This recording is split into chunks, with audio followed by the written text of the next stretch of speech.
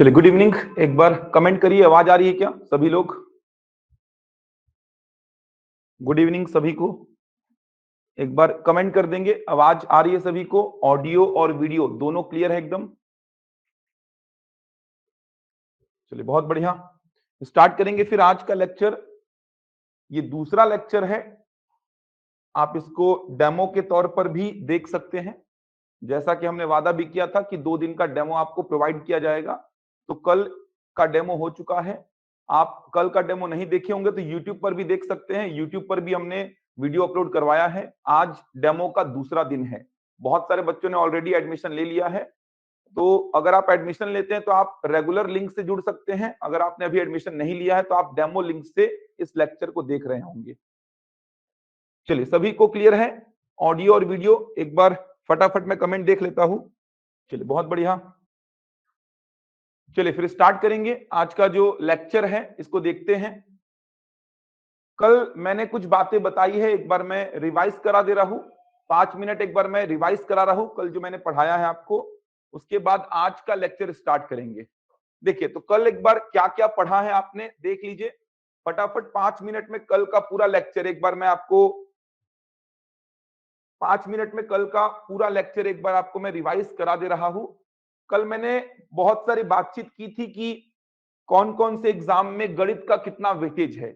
ये सारा कुछ आपको मैंने बताया था, चाहे वो हॉस्टल वार्डन का एग्जाम हो, शिक्षक भर्ती का एग्जाम हो, टेट का एग्जाम हो, चाहे आरआई हो, पटवारी हो, मंडी इंस्पेक्टर हो, महिला पर्यवेक्षक हो, लेबर इंस्पेक्टर हो, फूड इंस्पेक्टर हो, लगभग सारे एग्जाम्स की मैंने कल बात की है।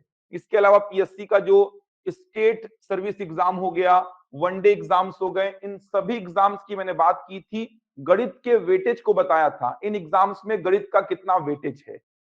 इसके बाद मैंने आपको समझाया था कि गणित में क्या पढ़ना है, कितना पढ़ना है। तो गणित के चैप्टर्स जो अपन अगले 80 दिनों में, लगभग 80 दिनों में कवर करने वाले हैं, ये सारे चैप्टर्स मैंने आपको समझाए थे। देख सकते कितने सारे चैप्टर्स हैं।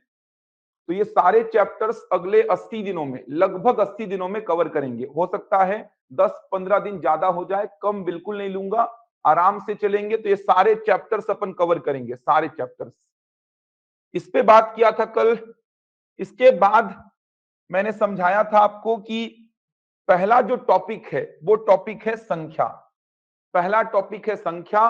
संख्या पद्धति में सबसे पहले आप क्या देखेंगे, संख्या क्या होती है, संख्या कितने प्रकार की होती है, इन पर प्रश्नों को डील करेंगे अपन। तो एक बार रिवीजन करा दे रहा हूं, कल मैंने जो जो पढ़ाया है, बहुत ज्यादा कल हुआ नहीं था क्योंकि कल मैं बात कर रहा था एग्जाम्स में गणित के वेटेज पर, सिलेबस पर बहुत सारी बातचीत हुई थी। किस प्रकार से इन 80 दिनों में क्लासेस में लूंगा, आपको क्या क्या करना है, ये सारी बातें कल समझाया था। स्टार्ट किए थे संख्या पद्धति। संख्या पद्धति में आप समझे थे संख्या क्या होती है। तो देख लीजिए, जो आज पहला क्लास अटेंड कर रहे हैं, देख लीजिए क्या था। संख्या की परिभाषा सबसे पहले आपने देखी थी। संख्या की परिभाषा क्या थी? तो संख्याएं वे गणितीय वस्तुएं होती हैं, गणितीय वस्तुएं होती हैं जिनका उपयोग मापने में, गिनने में इत्यादि चीजों में किया जाता है। एकदम आसान सी परिभाषा संख्या की। संख्याएं वे गणितीय वस्तुएं होती हैं जिनका उपयोग मापने में, गिनने में इत्यादि चीजों में किया जाता है। तो आपने संख्या की परिभाषा को समझा था। संख्याएं वे गणितीय वस्तुएं होती हैं। गणितीय वस्तुएं बोलने का मतलब मैथमेटिकल ऑब्जेक्ट्स, जिनका उपयोग मापने में करते हैं, गिनने में करते हैं, इत्यादि चीजों में करते हैं। मापने का मतलब हो जाएगा मेजरमेंट, गिनने का मतलब हो जाएगा काउंटिंग। अब आपने समझा था मापने और गिनने में क्या अंतर होता है। तो मैंने आपको समझाया था मापने का मतलब जैसे मैं अपनी हाइट को मापूंगा, जैसे मैं अपने वेट को मापूंगा, जैसे मैं रायपुर और बिलासपुर के डिस्टेंस को मापूंगा, जैसे दूध की मात्रा को मापते हैं, ये हो जाएगा मापना। गिनने का मतलब जैसे मैं इस रूम में चेयर्स को गिनूंगा, इस रूम में कितने पंखे लगे हैं उनको गिनूंगा, विद्यार्थियों की संख्या को गिनूंगा, इसको बोलेंगे गिनना। तो कल इस बात को आपने समझा है कि मापने और गिनने में क्या अंतर होता है। एक और खास बात जो आपको समझाया था, ये जो संख्याएं आप देख पा रहे हैं, दशमलव वाली संख्याएं, जैसे 2.5, 6.24, 5.36, 9.82, ये जो दशमलव वाली संख्याएं आप देख पा रहे हैं, इन दशमलव वाली संख्याओं का उपयोग मापने में तो किया जा सकता है, गिनने में किया नहीं जाता। आप खुद सोचो, दशमलव वाली जो संख्याएं हैं, इनका उपयोग आप मापने में तो कर सकते हैं, लेकिन गिनने में नहीं कर सकते। अब कैसे नहीं कर सकते? सिंपल सी बात है, किसी भी वस्तु को गिनोगे तो दशमलव वाली संख्याएं यूज नहीं होती हैं। जैसे मैं चेयर्स को काउंट करूंगा तो आप ऐसा कभी नहीं बोलेंगे कि 2.5 चेयर्स हैं, 6.24 चेयर्स हैं, या विद्यार्थियों की संख्या को काउंट करूंगा तो आप ऐसा कभी नहीं बोलेंगे कि 2.5 लड़के हैं, 2.5 लड़कियां हैं। तो ये जो दशमलव वाली संख्याएं हैं, ये मापने में तो यूज हो जाएंगी, लेकिन गिनने में यूज नहीं होंगी, ये समझाया था। गिनने में केवल ये संख्याएं यूज होंगी, 1 2 3 4 5 6, ये सब यूज होंगी। तो आपने यहां पर समझा था कि मापने में ये भी यूज होगा और ये भी यूज होगा, जबकि गिनने में केवल ये संख्याएं यूज होंगी। तो ये संख्या की परिभाषा थी, वापस से रीड कर रहा हूं। संख्याएं वे गणितीय वस्तुएं होती हैं जिनका उपयोग मापने में, गिनने में इत्यादि चीजों में किया जाता है। Numbers are the mathematical objects which are used for measuring, counting etcetera. देख सकते हैं, मापने और गिनने में डिफरेंस आपने समझा। यहां तक किसी को डाउट तो नहीं था? ऑनलाइन में, ऑनलाइन में सब क्लियर है ना? ऑनलाइन वाले सब क्लियर है? चलिए, बहुत बढ़िया। जिनको दिक्कत हो रहा है एक बार रीज्वाइन करके देखिए, क्योंकि यहां पर जो सिस्टम है उसमें एकदम क्लियर चल रहा है। तो जिनके भी फोन में थोड़ा सा प्रॉब्लम आ रहा है वीडियो को लेकर या वॉइस को लेकर, रीज्वाइन करिए, क्योंकि सभी बच्चों के में, लगभग सभी बच्चों के में क्लियर है। चलिए, बहुत बढ़िया। तो संख्या की परिभाषा के बाद आपने समझा था संख्या मुख्यतः दो प्रकार की होती है। संख्या का क्लासिफिकेशन आपने देखा था। तो संख्या मुख्यतः दो प्रकार की होती है, एक होती है वास्तविक संख्या और दूसरी होती है काल्पनिक संख्या। तो संख्या मुख्यतः दो प्रकार की थी। संख्या के क्लासिफिकेशन को आपने देखा था। संख्या मुख्यतः दो प्रकार की होती है, एक वास्तविक और दूसरी काल्पनिक। काल्पनिक संख्या आपके सिलेबस में नहीं है।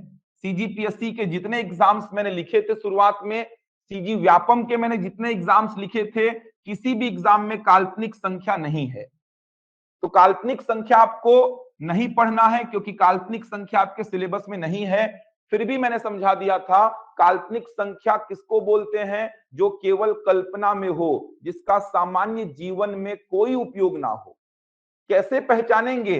वर्गमूल के अंदर ऋणात्मक रूप में अगर संख्या होगी तो ऐसी संख्याओं को आप बोलेंगे काल्पनिक संख्या। वर्गमूल के अंदर ऋणात्मक रूप में अगर कोई संख्या है, जैसे वर्गमूल -2, वर्गमूल -3, वर्गमूल -4, इन संख्याओं को आप बोलेंगे काल्पनिक संख्या। बातें बहुत सारी हैं इसमें, लेकिन आपके सिलेबस में नहीं है, इसीलिए मैं ज्यादा बातचीत इसमें नहीं कर रहा हूं।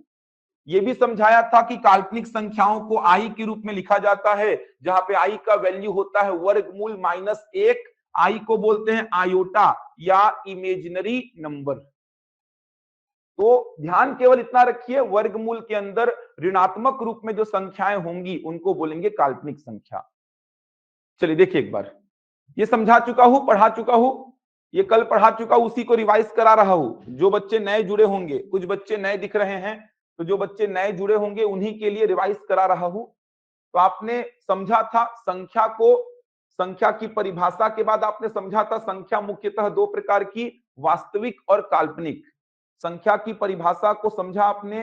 संख्या की परिभाषा के बाद आपने ये समझा था संख्या मुख्यतः दो प्रकार की होगी, वास्तविक और काल्पनिक। काल्पनिक संख्या आपके सिलेबस में नहीं है। फिर भी आपने समझा था काल्पनिक मतलब जो केवल कल्पना में हो, जिसका सामान्य जीवन में कोई उपयोग ना हो। कैसे पहचानेंगे? वर्गमूल के अंदर ऋणात्मक रूप में जो संख्याएं होंगी उन्हीं को बोलेंगे काल्पनिक संख्याएं। इनको आई के रूप में भी लिखा जाता है, जहां पे आई का वैल्यू होता है वर्गमूल -1। लेकिन आपको समझने की, जानने की आवश्यकता नहीं है। केवल इतना ध्यान रखिए, जिनको वर्गमूल के अंदर ऋणात्मक रूप में लिखा जा रहा है वही है काल्पनिक संख्याएं।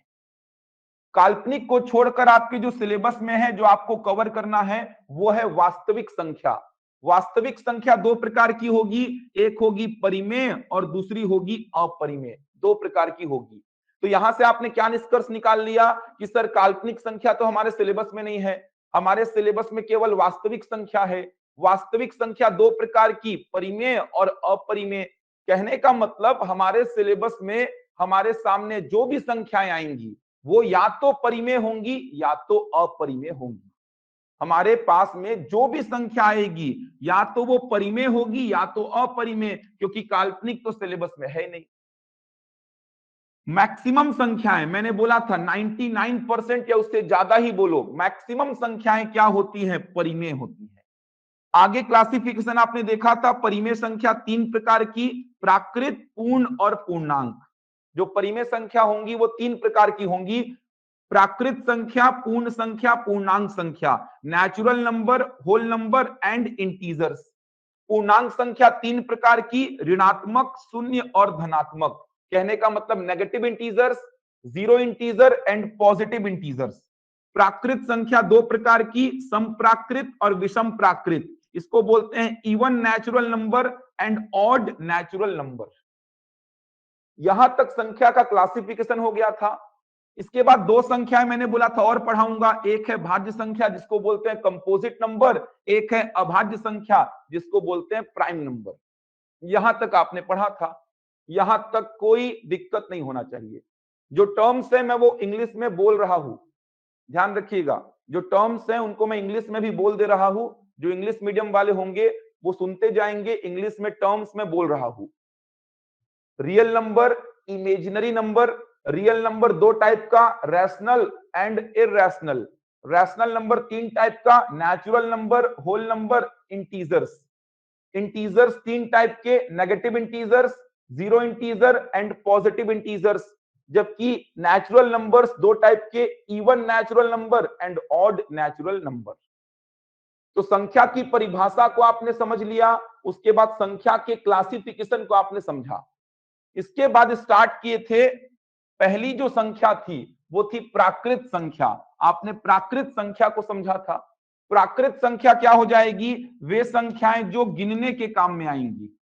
प्राकृत संख्या की परिभाषा क्या बनेगी? वे संख्याएं जो गिनने के काम में आएंगी। अब गिनने के काम में आ रही है तो स्टार्ट कहां से होंगी? एक से। कल बताया था, किसी भी वस्तु को आप गिनना स्टार्ट करेंगे तो कहां से करेंगे? एक से। चेयर्स को मैं गिनना स्टार्ट करूंगा तो कहां से करूंगा? एक से। विद्यार्थियों की संख्या को मैं काउंट करना स्टार्ट करूंगा तो कहां से करूंगा? एक से। वस्तु सजीव हो या निर्जीव हो, आप काउंटिंग कहां से स्टार्ट करेंगे? एक से। तो प्राकृत संख्या की परिभाषा के अनुसार प्राकृत संख्याएं कहां से स्टार्ट होंगी? एक से। एक, दो, तीन, चार ऐसे चलते रहेंगी, कहां तक जाएंगी मेरे को नहीं पता है, तो मैंने क्या बोल दिया? अनंत बोल दिया। एक खास बात मैंने आपको समझाई थी कि ये जो दशमलव वाली संख्याएं हैं ये प्राकृत संख्या में शामिल नहीं होंगी। एक बहुत शानदार प्रश्न आपने देखा था प्राकृत संख्या के संदर्भ में। क्या प्रश्न था? तीन स्टेटमेंट दिए गए थे, आपको बताना है कौन सा या कौन से कथन सत्य हैं। तो आपने पहला स्टेटमेंट देखा, न्यूनतम प्राकृत संख्या अस्तित्व में रहती है। इंग्लिश में क्या बोलेंगे? मिनिमम नेचुरल नंबर एग्जिस्ट करता है। तो आपने बोला बिल्कुल करता है, एक होता है। मिनिमम नेचुरल नंबर एग्जिस्ट करता है, बिल्कुल करता है। न्यूनतम प्राकृत संख्या क्या होती है? एक। दूसरा स्टेटमेंट क्या था? अधिकतम प्राकृत संख्या अस्तित्व में रहती है, मतलब मैक्सिमम नेचुरल नंबर एग्जिस्ट करता है। तो आपने क्या बोला? गलत। मैक्सिमम नेचुरल नंबर क्या होता है पता ही नहीं है। आप एक से स्टार्ट करेंगे, न्यूनतम तो पता है लेकिन अधिकतम क्या होगा पता ही नहीं है। ये वाला छोर तो पता है, ये वाला छोर क्या होगा नहीं पता। 100 के बाद हजार, हजार के बाद लाख, करोड़, अरब, खरब, चलता रहेगा चलता रहेगा। तो न्यूनतम प्राकृत संख्या तो अस्तित्व में है लेकिन अधिकतम प्राकृत संख्या अस्तित्व में नहीं है। मैंने समझाया था, अनंत कोई नंबर नहीं होता। अनंत का मतलब जहां तक मेरी पहुंच ही ना हो, तो आप अनंत लिख देते हैं। लेकिन नंबर अगर मैं बोला, मैक्सिमम नेचुरल नंबर, अधिकतम प्राकृत संख्या क्या होगी नहीं बता सकते, लिख ही नहीं सकते। ये देखिए, लिख ही नहीं सकते, कभी खत्म ही नहीं होगा। तो अधिकतम प्राकृत संख्या होती ही नहीं है। एग्जिस्ट ही नहीं करती, इसीलिए दूसरा गलत हो गया था। दो क्रमागत प्राकृत संख्याओं के मध्य सदैव एक प्राकृत संख्या होती है, तो ये भी गलत हो गया था। क्रमागत का मतलब क्रम से, दो ठो क्रम से प्राकृत संख्या लिखो। ये देखो, दो ठो क्रम से प्राकृत संख्या लिखो। दो ठो क्रम से प्राकृत संख्या अगर आप लिखते हो तो दो क्रमागत प्राकृत संख्या के मध्य कोई भी प्राकृत संख्या नहीं होगी। एक और दो के बीच कोई प्राकृत संख्या नहीं होगी, 5 और 6 के बीच कोई प्राकृत संख्या नहीं होगी। तो दो क्रमागत प्राकृत संख्याओं के मध्य कोई प्राकृत संख्या नहीं होगी। तीसरा भी गलत, केवल कथन एक यहां से सत्य निकला था। इसके बाद अगला एक और संख्या आपने कल देखा था, जो था पूर्ण संख्या, होल नंबर्स। इसकी परिभाषा क्या बनी थी? प्राकृत संख्याओं में अगर मैं जीरो को मिला दूं तो संख्या क्या बनेगी? पूर्ण संख्या। प्राकृत संख्याओं में अगर मैं जीरो को मिला दूं तो संख्या बनेगी पूर्ण संख्या। तो पूर्ण संख्या कहां से स्टार्ट होगी? जीरो से। प्राकृत संख्या आप पढ़ चुके हैं, इसमें जीरो को मिला दीजिए तो जो संख्या बनेगी उसको बोलेंगे पूर्ण संख्या। तो यहां पर मैंने समझाया था कि पहली या सबसे छोटी पूर्ण संख्या क्या होगी? जीरो। इस बात का ध्यान रखिएगा, पहली या सबसे छोटी पूर्ण संख्या होगी जीरो। यहां पर गलतियां क्या होती हैं? जैसे मैं बोला प्रथम 5 प्राकृतिक संख्याओं का योग, तो प्रथम 5 प्राकृतिक संख्याएं 1 2 3 4 5, इनका योग हो गया 15। लेकिन मैं बोला प्रथम 5 पूर्ण संख्याओं का योग, तो पहली पूर्ण संख्या क्या होगी? जीरो। दूसरी पूर्ण संख्या 1, तीसरी पूर्ण संख्या 2, चौथी पूर्ण संख्या 3 और पांचवी पूर्ण संख्या 4। इन सब का योग कितना होगा? 10। ध्यान देना है, अगर मैं बोला प्रथम 25 प्राकृत संख्याएं तो 1 से 25। अगर मैं बोला प्रथम 25 पूर्ण संख्याएं 0 से 24। पहली प्राकृत संख्या 1, पहली पूर्ण संख्या 0। यहां तक कल पढ़ा दिया था, यहां तक पूरा पढ़ा दिया था कल। किसी को डाउट तो नहीं है यहां तक? बताओ भाई, यहां तक किसी को डाउट तो नहीं है? दो संख्याएं पढ़ लिए हैं, एक बार फटाफट कमेंट कर दो, फिर आगे बढ़ते हैं। चलो, यहां तक कोई डाउट नहीं है किसी को, बहुत बढ़िया। चलिए आगे बढ़ते हैं फिर।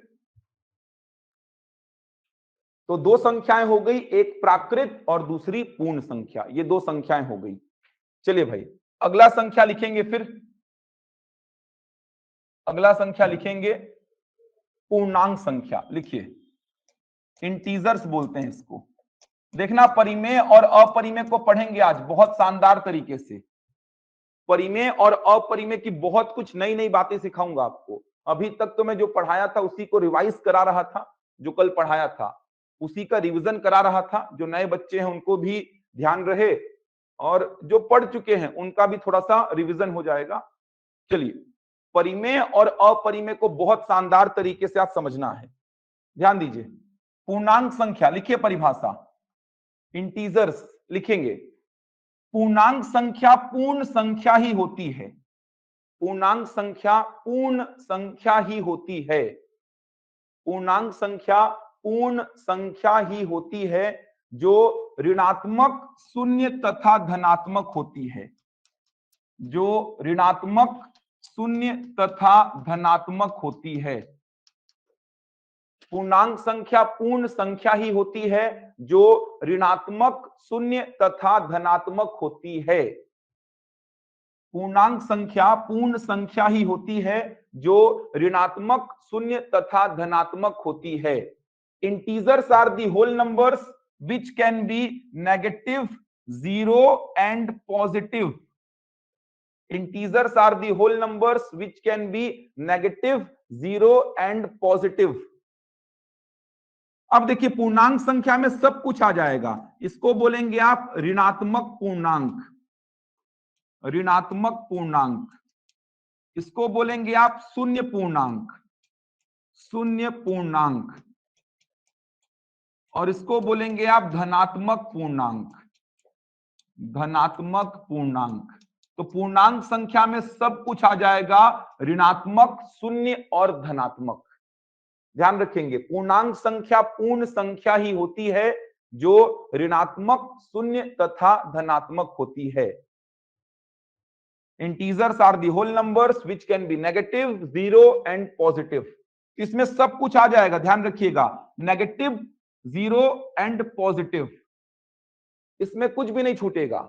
ध्यान रखिएगा, दशमलव वाली संख्याएं अभी तक ना तो प्राकृत संख्या में आई, ना ही पूर्ण संख्या में आई, ना ही पूर्णांक संख्या में आई।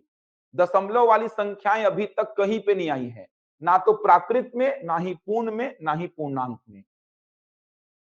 ऐसे स्टेटमेंट आएंगे, नोट नहीं करेंगे, केवल ध्यान दीजिए, किस प्रकार के स्टेटमेंट आएंगे आगे चलकर। यदि n एक धनात्मक यदि n एक धनात्मक पूर्णांक संख्या है तो निम्नलिखित का मान ज्ञात करें। तो निम्नलिखित का मान ज्ञात करें। If n is a positive integer then find the value of the following data। यदि n एक धनात्मक पूर्णांक संख्या है तो निम्नलिखित का मान ज्ञात करें। तो यहां पर आपको पता होना चाहिए कि धनात्मक पूर्णांक का मतलब क्या होता है। इसी प्रकार बोल देगा यदि n एक ऋणात्मक पूर्णांक संख्या है तो निम्नलिखित का मान ज्ञात करें। यदि n एक शून्य पूर्णांक संख्या है तो निम्नलिखित का मान ज्ञात करें। तो आपको पता तो रहे कि धनात्मक पूर्णांक का मतलब इनमें से कुछ भी हो सकता है, ऋणात्मक पूर्णांक का मतलब इनमें से कुछ भी हो सकता है, शून्य पूर्णांक का मतलब क्या होना चाहिए, शून्य होना चाहिए। तो ऐसे स्टेटमेंट आगे चलकर आपको दिखाई देंगे। ये जो बचपन में आपने स्केल पढ़ा होगा, ऐसा बीच में जीरो होता है, इधर पे +1, +2, +3 ऐसा चलता है, इधर पे -1, -2, -3 ऐसा चलता है। इनको क्या बोलते हैं, ऋणात्मक पूर्णांक बोलते हैं। इनको क्या बोलते हैं, धनात्मक पूर्णांक। और इसको क्या बोलते हैं, शून्य पूर्णांक। आपने बचपन में यह भी पढ़ा होगा कि बाएं से दाएं चलने पर वैल्यू बढ़ती है। बाएं से दाएं अगर आप चलेंगे तो बाएं से दाएं चलने पर वैल्यू जो है ये इंक्रीज होती है। जैसे अगर मैं बोलूं +2 और +3 में कौन बड़ा है, तो +3 बड़ा है। अगर मैं बोलूं 0 और 1 में कौन बड़ा है, तो 1 बड़ा है। -1 और 0 में कौन बड़ा है, तो 0 बड़ा है। -2 और -1 में कौन बड़ा है, तो -1 बड़ा है। -10 और -15 में कौन बड़ा है, तो -10 बड़ा है। तो आपको पता होना चाहिए कि बाएं से दाएं चलने पर वैल्यू बढ़ती है, तभी तो 2 और 3 में 3 को बड़ा बोलते हैं, -1 और 0 में 0 को बड़ा बोलते हैं, -10 और -15 में -10 को बड़ा बोलते हैं। माइनस में संख्या जितनी बड़ी होती जाएगी वो उतनी ही छोटी होती जाएगी। तो पूर्णांक संख्या ध्यान रखेंगे, इसमें सब कुछ आएगा, नेगेटिव, जीरो एंड पॉजिटिव, ऋणात्मक पूर्णांक, शून्य पूर्णांक और धनात्मक पूर्णांक। अब याद कैसे रखेंगे, देखो याद करने का एक तरीका बता रहा हूं। एक से स्टार्ट करना, एक से स्टार्ट करना, चलते रहेगा, ये हो गया प्राकृत संख्या। थोड़ा सा पीछे जाके जीरो को मिला लेना, ये हो गया पूर्ण संख्या। थोड़ा और पीछे जाना, थोड़ा और पीछे जाके नेगेटिव नंबर्स को भी मिला लेना, अब ये क्या हो जाएगा, पूर्णांक संख्या। ये याद करने का तरीका बता रहा हूं। एक से स्टार्ट किए प्राकृत संख्या, थोड़ा सा पीछे गए, जीरो को भी मिला लिए तो पूर्ण संख्या, थोड़ा और पीछे गए, नेगेटिव नंबर्स को भी मिला लिए तो पूर्णांक संख्या। तो ये 3 संख्याएं हो गई, देख लीजिए, तीनों में कोई डाउट होगा तो बताएंगे। प्राकृत संख्या एक से स्टार्ट होगी, गिनने के काम में जो आएगी, बहुत सारी बातचीत की है इसमें, न्यूनतम एग्जिस्ट करती है, अधिकतम एग्जिस्ट नहीं करती है। दो प्राकृत संख्याओं के मध्य, क्रमागत प्राकृत संख्याओं के मध्य कोई प्राकृत संख्या नहीं होती है। दशमलव वाली संख्याएं यहां पर शामिल नहीं होंगी। इसके बाद आपने देखा पूर्ण संख्या, प्राकृत संख्या में जीरो को मिला दीजिए तो पूर्ण संख्या बन जाएगी। सबसे छोटी या पहली पूर्ण संख्या क्या होगी, जीरो। तो पांचवी पूर्ण संख्या क्या होगी, 4। 25वीं पूर्ण संख्या क्या होगी, 24। इसके बाद आपने देखा पूर्णांक संख्या। पूर्णांक संख्या में आप देखेंगे तो पूर्णांक संख्या में आपको मिलेगा नेगेटिव नंबर्स भी आ जाएंगे, जीरो भी आ जाएगा और पॉजिटिव नंबर्स भी आ जाएंगे। ऋणात्मक पूर्णांक, शून्य पूर्णांक और धनात्मक पूर्णांक। ध्यान रखेंगे, दशमलव वाली संख्याएं यहां पर भी शामिल नहीं होंगी। याद करने का तरीका मैंने बताया, एक से स्टार्ट करिए तो प्राकृत, थोड़ा पीछे जाइए, जीरो से स्टार्ट करिए पूर्ण, थोड़ा और पीछे जाइए, नेगेटिव नंबर्स को भी मिला लीजिए तो पूर्णांक। यहां तक समझ आया कि नहीं? जल्दी से कमेंट करिए। यहां तक समझ आ गया? अब दो संख्याएं बची हैं, पहले उनको देखते हैं, उसके बाद परिमेय और अपरिमेय को समझेंगे। परिमेय और अपरिमेय पे आएंगे, उससे पहले ये दो संख्याएं बची हैं, इनको भी देखते हैं। समप्राकृत संख्या और विषम प्राकृत संख्या। चलिए आप लोग मेरे को बताइए, सबसे छोटी सम संख्या क्या होती है? सबसे छोटी सम संख्या, सम संख्याएं कहां से स्टार्ट होती है बताइए कमेंट करके, क्योंकि बहुत सारा डाउट है यहां पर। 2 से या 0 से? चलिए, कुछ लोग का 0 भी आ रहा है, कुछ बुक्स में पढ़ेंगे तो -2, कुछ लोकल कोचिंग की जो बुक्स हैं उसको आप पढ़ेंगे तो नेगेटिव नंबर्स को भी उसमें सम संख्या बोल दिया गया है।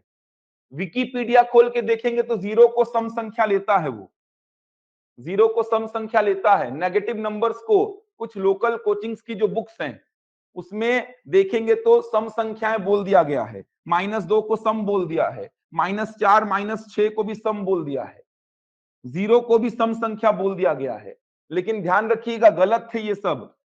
सही जानकारी अगर आपको देखनी है तो आप स्टैंडर्ड बुक्स पढ़िए, RS अग्रवाल की देख सकते हैं, RD शर्मा की देख सकते हैं, तो ध्यान रखेंगे। और सिंपल सी बात है यार, प्राकृत संख्या को आप दो पार्ट में तोड़ रहे हैं। प्राकृत संख्या को आप दो पार्ट में तोड़ रहे हैं। प्राकृत संख्याएं क्या होती हैं? तो प्राकृत संख्याएं आपने पढ़ी हैं, ये होती हैं प्राकृत संख्याएं। इसमें जो जो 2 से भाग जाएगा उसको बोलेंगे सम प्राकृत, और जो जो 2 से भाग नहीं जाएगा उसको बोलेंगे विषम प्राकृत। सम प्राकृत का मतलब सम ही होता है, विषम प्राकृत का मतलब विषम ही होता है। तो एकदम आसान है, प्राकृत संख्या में 0 नहीं है तो सम और विषम में 0 का सवाल ही नहीं होता। प्राकृत संख्या में नेगेटिव नंबर्स नहीं है तो सम और विषम में नेगेटिव नंबर्स का सवाल ही नहीं होता। एकदम सिंपल सी बात। प्राकृत संख्याएं जो होती हैं इनको दो पार्ट में तोड़ दीजिए, जो 2 से भाग जाएगा वो सम, और जो 2 से भाग नहीं जाएगा वो विषम। 0 और नेगेटिव नंबर्स ना तो सम में आएंगे ना ही विषम में आएंगे, ध्यान रखेंगे। लिख लीजिए, वे प्राकृत संख्याएं जो 2 से भाग जाती हैं, वे प्राकृत संख्याएं जो 2 से भाग जाती हैं। सम प्राकृत संख्या में लिखिए, वे प्राकृत संख्याएं जो 2 से भाग जाती हैं। The natural numbers which are divisible by 2। वे प्राकृत संख्याएं जो 2 से भाग जाती हैं। लिख लीजिए, 2 4 6 8 चलते रहेगा चलते रहेगा, 2 4 6 8 चलते रहेगा चलते रहेगा, कहां तक जाएगा पता ही नहीं है। तो वे प्राकृत संख्याएं जो 2 से भाग जाती हैं। विषम प्राकृत संख्या में लिखिए, वे प्राकृत संख्याएं जो 2 से भाग नहीं जाती हैं। वे प्राकृत संख्याएं जो 2 से भाग नहीं जाती हैं। The natural numbers which are not divisible by 2. The natural numbers which are not divisible by 2. वे प्राकृत संख्याएं जो 2 से भाग नहीं जाती हैं।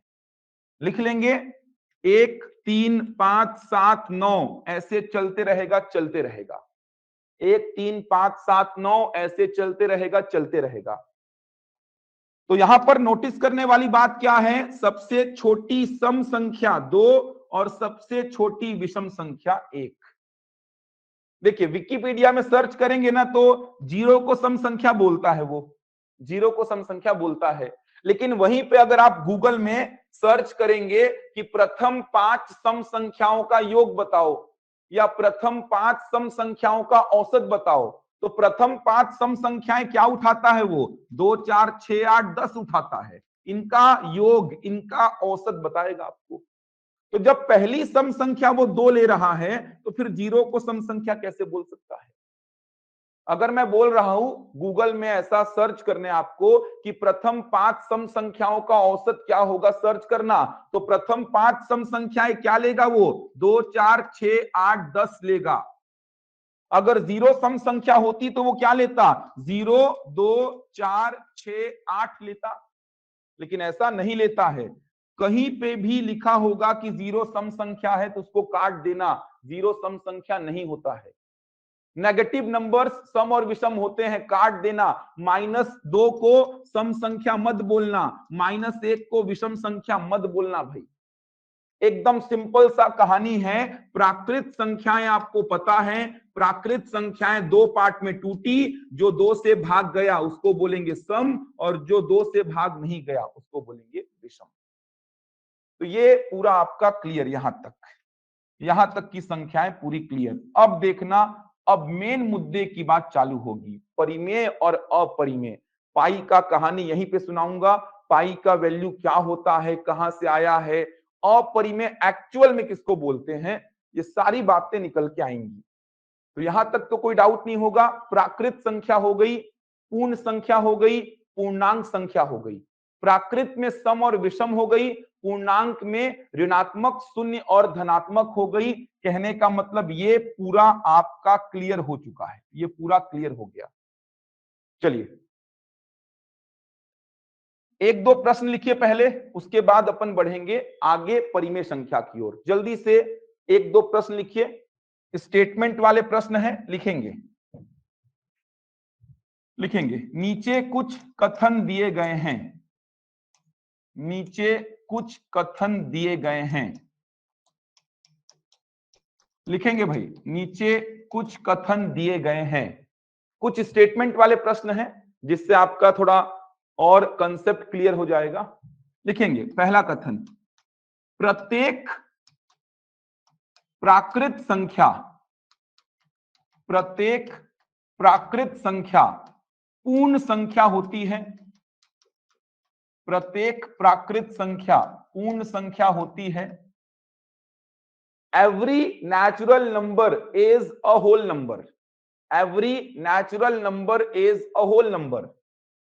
दूसरा, प्रत्येक पूर्ण संख्या प्राकृत संख्या होती है, प्रत्येक पूर्ण संख्या प्राकृत संख्या होती है।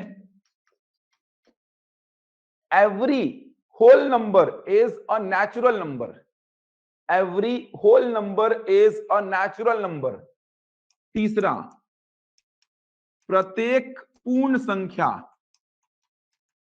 पूर्णांक संख्या होती है, प्रत्येक पूर्ण संख्या पूर्णांक संख्या होती है। इंग्लिश में बोलेंगे every whole number is a integer, every whole number is a integer. ये 3 कथन दिए गए हैं, आपको बताना है आपको कौन सा या कौन से कथन सत्य हैं। आसान सा प्रश्न है, कौन सा या कौन से कथन सत्य हैं, कौन सा या कौन से कथन सत्य हैं। ये बहुत आसान है। परिमेय और अपरिमेय संख्या को देखेंगे, बहुत डीप देखेंगे अपन, बहुत अच्छा समझेंगे, कभी जीवन में आप नहीं भूलेंगे परिमेय और अपरिमेय को। उससे पहले एक सिंपल सा ये प्रश्न है जो कि पूरा रिवीजन करा देगा अभी तक का आपका पढ़ा हुआ। 1 और 3 बहुत बढ़िया, मैक्सिमम लोगों का आ रहा है 1 और 3, कुछ लोगों का ओनली 1 भी आ रहा है। बहुत बढ़िया, मैक्सिमम लोगों का आ रहा है 1 और 3, कुछ लोग हैं जिनका केवल 1 भी आ रहा है। कौन सा या कौन से कथन सत्य हैं? बहुत बढ़िया, 1 और 3, शानदार, बहुत बढ़िया। देखिए समझिए, इसके बाद स्टार्ट करेंगे परिमेय और अपरिमेय को, रिवीजन हो जाए इसीलिए मैंने ये प्रश्न लिया है। प्रत्येक प्राकृत संख्या, प्रत्येक, प्रत्येक का मतलब एवरी, सारी की सारी। ऐसे प्रश्नों में क्या करना, जैसे ही मैंने बोला प्रत्येक, प्रत्येक प्राकृत संख्या, जितनी प्राकृत संख्या होती है सब आपके दिमाग में आ जानी चाहिए। चलो आ गई मेरे दिमाग में, जितनी प्राकृत संख्याएं होती हैं सब मेरे दिमाग में आ गई। ये देखिए, प्रत्येक प्राकृत संख्या, तो जितनी प्राकृत संख्याएं होती हैं, प्रत्येक का मतलब एवरी, सारी की सारी, तो सारी की सारी प्राकृत संख्याएं मेरे दिमाग में आ गई। क्या सारी की सारी प्राकृत संख्याओं को पूर्ण बोल सकता हूं? बिल्कुल बोल सकता हूं। 1 पूर्ण होता है कि नहीं होता है, 2 पूर्ण होता है कि नहीं होता है, 3 पूर्ण होता है कि नहीं होता है, 4, 5, ये सब पूर्ण होता है। मतलब सारी की सारी प्राकृत संख्या को मैं पूर्ण संख्या बोल सकता हूं। Every natural number is a whole number, correct है ये। सारी की सारी प्राकृत संख्याएं, जैसे ही बोला प्रत्येक प्राकृत संख्या, तो जितनी प्राकृत संख्याएं होती हैं आपके दिमाग में छप गई। क्या इन सब को पूर्ण बोल सकता हूं? एक पूर्ण है क्या? बिल्कुल है। 2 3 4 5 ये सब क्या है? पूर्ण है। मतलब प्रत्येक प्राकृत संख्या एक पूर्ण संख्या होती है, करेक्ट हो गया। आगे देखते हैं सेकंड वाला, प्रत्येक पूर्ण संख्या, प्रत्येक मतलब सारी की सारी दिमाग में छप गई, सारी की सारी पूर्ण संख्याएं मेरे दिमाग में छप गई। क्या सारी की सारी पूर्ण संख्याओं को प्राकृत बोल पाऊंगा? नहीं, जीरो समस्या कर देगा। सारी की सारी पूर्ण संख्याएं छप गई मेरे दिमाग में, क्या सारी की सारी पूर्ण संख्याओं को प्राकृत बोल पाऊंगा? नहीं, जीरो समस्या करेगा, जीरो बोलेगा मेरे को प्राकृत मत बोलो भाई। सेकंड क्या हो गया? गलत। प्रत्येक मतलब सारी की सारी, तो सारी की सारी पूर्ण संख्याओं को प्राकृत नहीं बोल सकता। तीसरा देखो, प्रत्येक पूर्ण संख्या, फिर से मेरे दिमाग में छप गई सारी की सारी पूर्ण संख्याएं, क्या प्रत्येक पूर्ण संख्या को पूर्णांक बोल सकता हूं? बिल्कुल बोल सकता हूं। क्या ये सारी की सारी पूर्ण संख्याएं पूर्णांक हैं? बिल्कुल है। जीरो पूर्णांक है क्या? है यार, जीरो पूर्णांक बोलते हैं उसको। ये संख्याएं पूर्णांक है क्या? बिल्कुल है। तो सारी की सारी पूर्ण संख्याएं क्या होती है? पूर्णांक होती है। तो जैसे ही आपने देखा प्रत्येक प्राकृत संख्या, सारी की सारी प्राकृत संख्याएं छप गई, 1 2 3 4 ऐसे करते हुए अनंत तक। क्या इन सब को पूर्ण बोल सकता हूं? बिल्कुल बोल सकता हूं। प्रत्येक पूर्ण संख्या छप गई मेरे दिमाग में, पूरी की पूरी पूर्ण संख्याएं, 0 1 2 3 4 अनंत तक जा रहा है। क्या इन सब को प्राकृत बोल पाऊंगा? जीरो समस्या कर देगा, नहीं बोल पाऊंगा। प्रत्येक पूर्ण संख्या छप गई मेरे दिमाग में, प्रत्येक पूर्ण संख्याएं 0 1 2 3 अनंत तक जा रही है। इन सब को पूर्णांक बोल सकता हूं क्या? बोल सकता हूं। 0 पूर्णांक होता है, 1 2 3 4 सब पूर्णांक होता है। कहने का मतलब तीसरा सही, पहला सही। तो कौन कौन सा सही है? केवल 1 और 3, केवल 1 और 3 ये दोनों सही है। किसी को डाउट तो नहीं है? बढ़े आगे, बढ़े भाई। इसीलिए तो दूसरा गलत हुआ भाई, इसीलिए दूसरा गलत हुआ। प्रत्येक पूर्ण संख्या, प्रत्येक पूर्ण संख्या का मतलब ये देखिए, सारी की सारी पूर्ण संख्याएं, ये देखिए सारी की सारी पूर्ण संख्याएं। क्या मैं सारी की सारी पूर्ण संख्याओं को प्राकृत बोल पाऊंगा क्या? नहीं, क्योंकि जीरो प्राकृत नहीं होता है। इसीलिए तो सारी की सारी पूर्ण संख्याओं को प्राकृत नहीं बोल पाऊंगा, इसीलिए तो दूसरा गलत हुआ। चलो लिखो अब परिमेय संख्या। डाउट है क्या दुर्गा? दुर्गा देख लीजिए पहले वाले में डाउट अगर है आपको तो। पहला तो बहुत आसान है दुर्गा, देखिए पहला तो बहुत आसान है। प्रत्येक प्राकृत संख्या पूर्ण संख्या होती है। प्रत्येक प्राकृत संख्या, जितनी प्राकृत संख्याएं होती हैं, देखिए पूर्ण क्या होता है? ये होता है पूर्ण, आपने देखा है। प्राकृत क्या होता है? ये होता है प्राकृत, आपने देखा है। क्या सारी की सारी प्राकृत संख्याएं पूर्ण के अंतर्गत आती है? इसको ऐसे भी समझ सकते हैं, क्या सारी की सारी प्राकृत संख्याएं पूर्ण के अंतर्गत आती हैं? आती है ना। ये देखो सारी की सारी प्राकृत संख्याएं पूर्ण के अंतर्गत आती हैं, मतलब सारी प्राकृत संख्याओं को पूर्ण संख्या बोल सकता हूं। बिल्कुल करेक्ट है। चलिए समझ आ गया अब, बहुत बढ़िया। चित्रलेखा थोड़ा सा प्रश्न को समझो भाई, थोड़ा सा प्रश्न को समझो।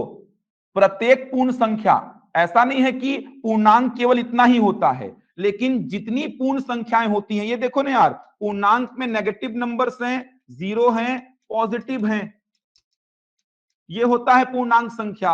अब बोल क्या रहा है? प्रत्येक पूर्ण संख्या पूर्णांक है कि नहीं? पूर्णांक में नेगेटिव भी होता है, उससे क्या हुआ? मेरे को उससे कोई लेना देना नहीं है। मेरे को यह बताना है कि प्रत्येक पूर्ण संख्या, ये देखिए प्रत्येक पूर्ण संख्या पूर्णांक है कि नहीं है। ये देखिए जीरो भी आता है पूर्णांक में, +1 +2 +3 भी आता है। इसका मतलब मैं बोल सकता हूं कि सारी की सारी पूर्ण संख्या पूर्णांक है। अब पूर्णांक में नेगेटिव है तो उससे मेरे को क्या करना है? मेरे को तो केवल यह देखना था कि सारी की सारी पूर्ण संख्याएं पूर्णांक कहलाएंगी कि नहीं। तो बिल्कुल कहलाएंगी। ये देखिए सारी की सारी पूर्ण संख्या पूर्णांक में है, इसीलिए तीसरा क्या हुआ? सही हो गया। चलिए लिखिए परिमेय संख्या। परिमेय संख्या बहुत कुछ समझना है परिमेय संख्या और अपरिमेय संख्या में। लिखेंगे परिमेय संख्या, रैशनल नंबर। बहुत कुछ नया मिलेगा, देखना अभी अगले आधे घंटे में बहुत कुछ नया मिलने वाला है आपको। लिखेंगे भाई परिमेय संख्या।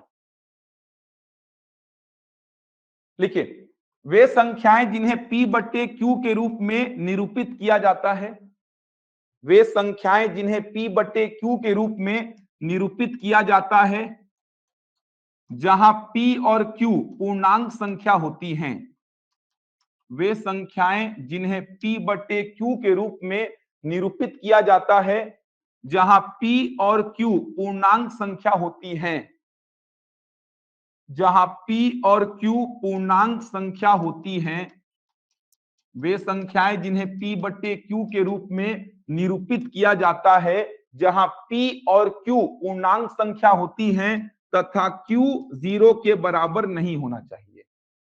वे संख्याएं जिन्हें P बट्टे Q के रूप में निरूपित किया जाता है जहां P और Q पूर्णांक संख्या होती हैं तथा Q 0 के बराबर नहीं होना चाहिए। The numbers which can be represented in the form of P by Q, where P and Q are integers and Q is not equal to 0. The numbers which can be represented in the form of P by Q, where P and Q are integers and Q is not equal to 0. ये परिभाषा है परिमेय संख्या की। देखना बहुत कुछ clear होगा। इस परिभाषा के अलावा बहुत कुछ जानकारी अगले आधे घंटे में आपको जानने को मिलेगी। आप समझिए, सिलेबस में आपके दो ही संख्याएं हैं, परिमेय और अपरिमेय। आपके सिलेबस में केवल दो ही संख्याएं तो हैं, क्योंकि आपके सिलेबस में केवल वास्तविक संख्या है और वास्तविक संख्या दो प्रकार की, परिमेय और अपरिमेय। तो सिलेबस में या तो परिमेय या तो अपरिमेय। तो बहुत कुछ जानना है आपको। बहुत सारे स्टेटमेंट वाले प्रश्न भी कराऊंगा, बहुत सारे प्रश्न हैं।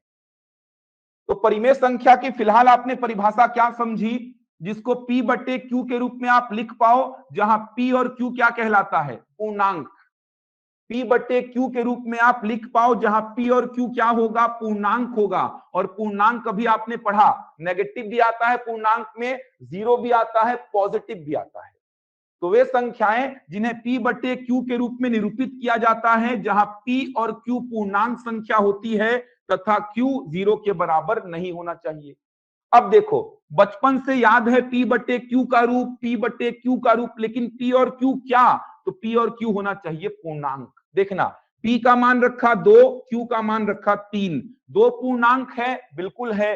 3 पूर्णांक है, बिल्कुल है। इसीलिए 2/3 क्या है, परिमेय संख्या। P का मान 4, Q का मान 1। 4 पूर्णांक है, बिल्कुल है। 1 पूर्णांक है, बिल्कुल है। इसीलिए 4/1। अब नीचे 1 का कोई अर्थ नहीं होता, तो 4 क्या है, परिमेय संख्या। P का मान -2, Q का मान 3। -2 पूर्णांक है, बिल्कुल है। 3 पूर्णांक है, बिल्कुल है। तो -2/3 क्या है, परिमेय संख्या। P का मान 0, ऊपर 0 हो सकता है। Q का मान 2, 0 पूर्णांक है, बिल्कुल है। 2 पूर्णांक है, बिल्कुल है। तो 0/2 यानी कि 0, ये भी क्या है, परिमेय संख्या। P का मान -7, Q का मान 1। -7 पूर्णांक है, बिल्कुल है। 1 पूर्णांक है, बिल्कुल है। तो -7/1 मतलब -7 भी क्या है, परिमेय संख्या। P का मान 14, Q का मान -17। P का मान बोला 14 और Q का मान क्या बोला, -17 बोला। 14 पूर्णांक है, -17 पूर्णांक है। तो 14/-17, लेकिन जनरली गणित में ऐसा लिखा नहीं जाता। गणित में इसको क्या लिख देंगे आप, -14/17 लिख देंगे।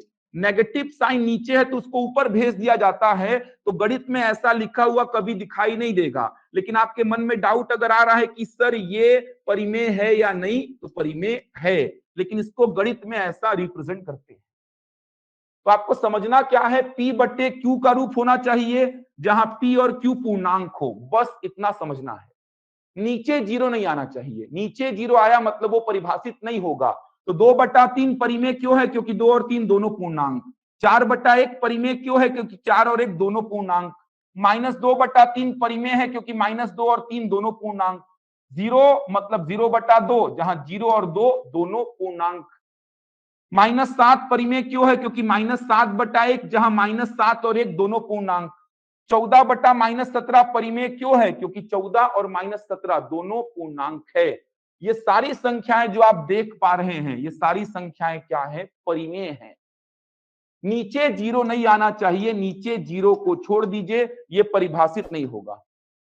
नीचे जीरो नहीं आना चाहिए, नीचे जीरो परिभाषित नहीं होगा। इसको छोड़कर जो भी लिखोगे वो सब का सब क्या होगा? परिमेय होगा। और भी बातचीत अभी करेंगे, फिलहाल इतना नोट कर लीजिए। वापस से एक बार मैं एक्सप्लेन कर देता हूं।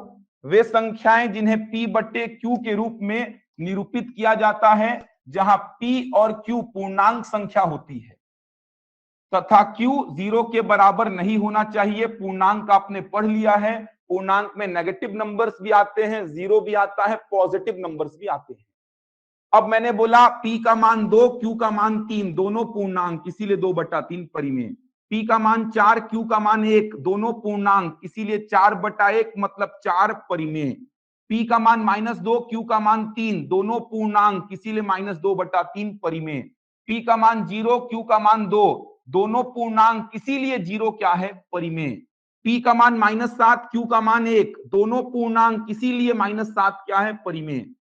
14 बटा -17 परिमेय, -14/17 परिमेय।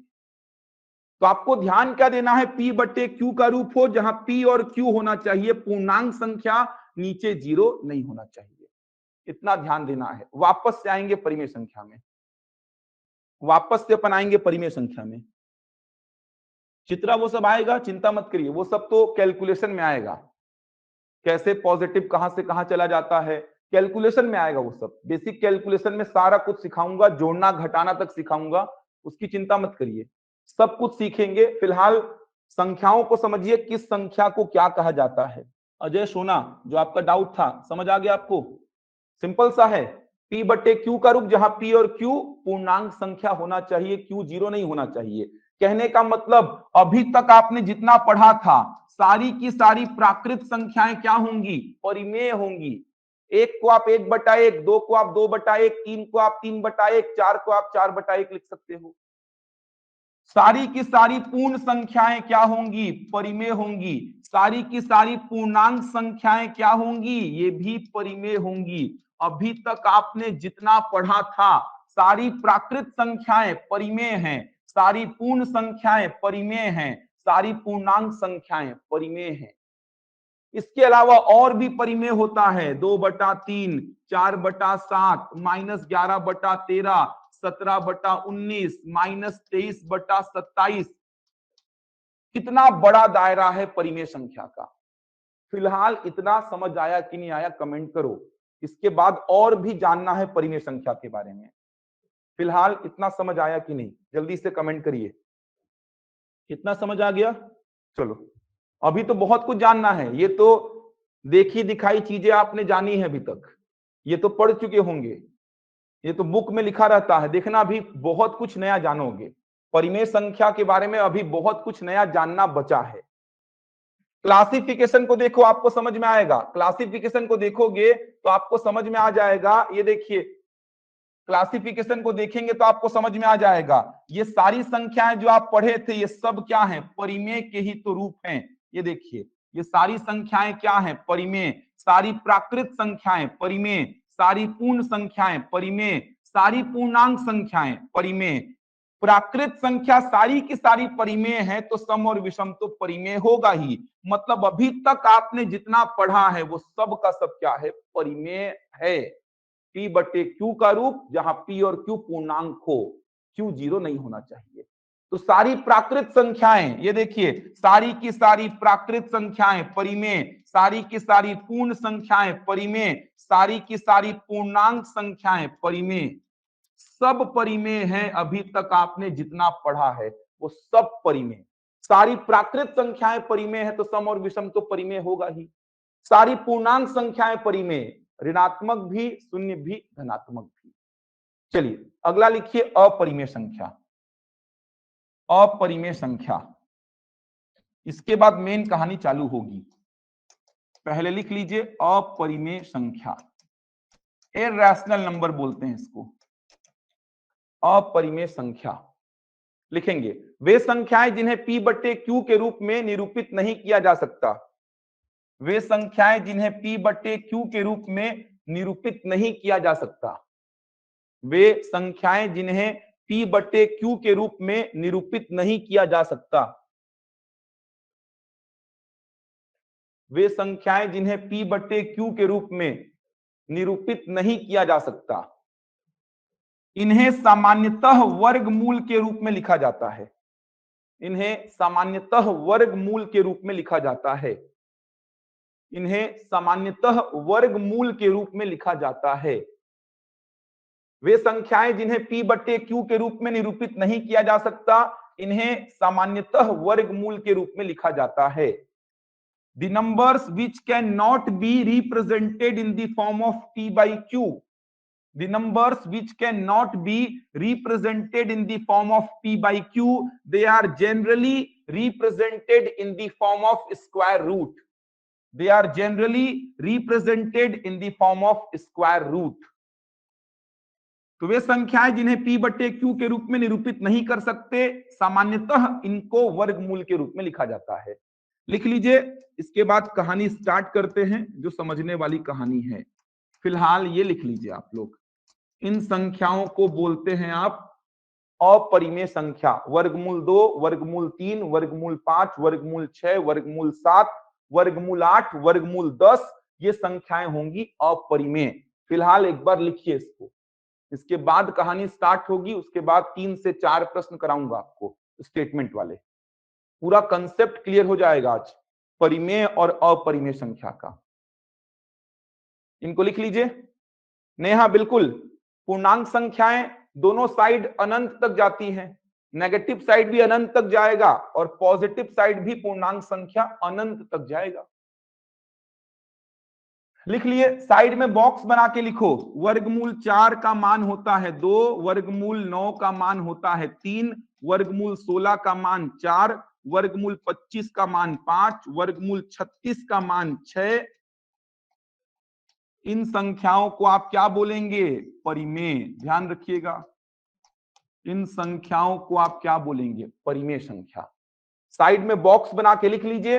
वर्गमूल 4, वर्गमूल 9, वर्गमूल 16, वर्गमूल 25, वर्गमूल 36, इन संख्याओं को आप बोलेंगे परिमेय संख्या, क्योंकि इनका P बटे Q का रूप आप क्लियरली देख सकते हैं।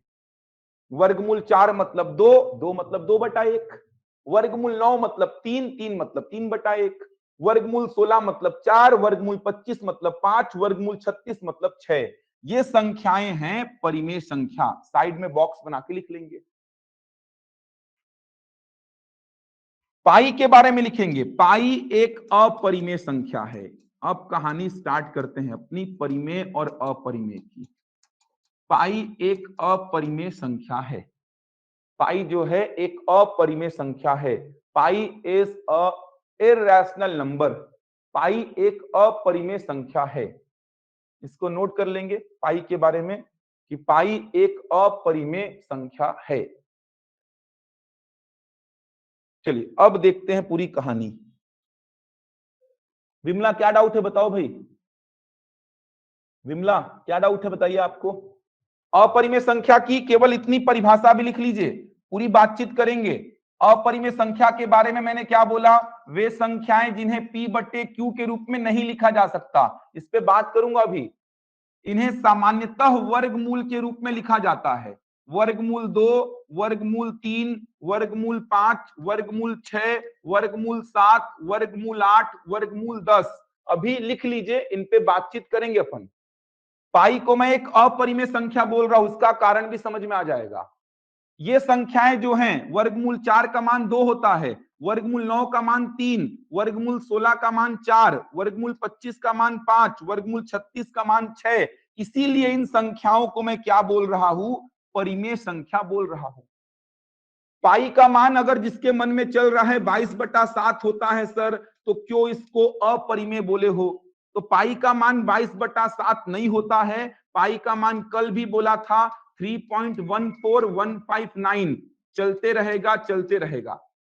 ये होता है पाई का मान। जिनके मन में चल रहा है फिलहाल इतना ध्यान रखिए कि पाई का मान 22/7 नहीं होता है, फिलहाल के लिए इतना ध्यान रखिए।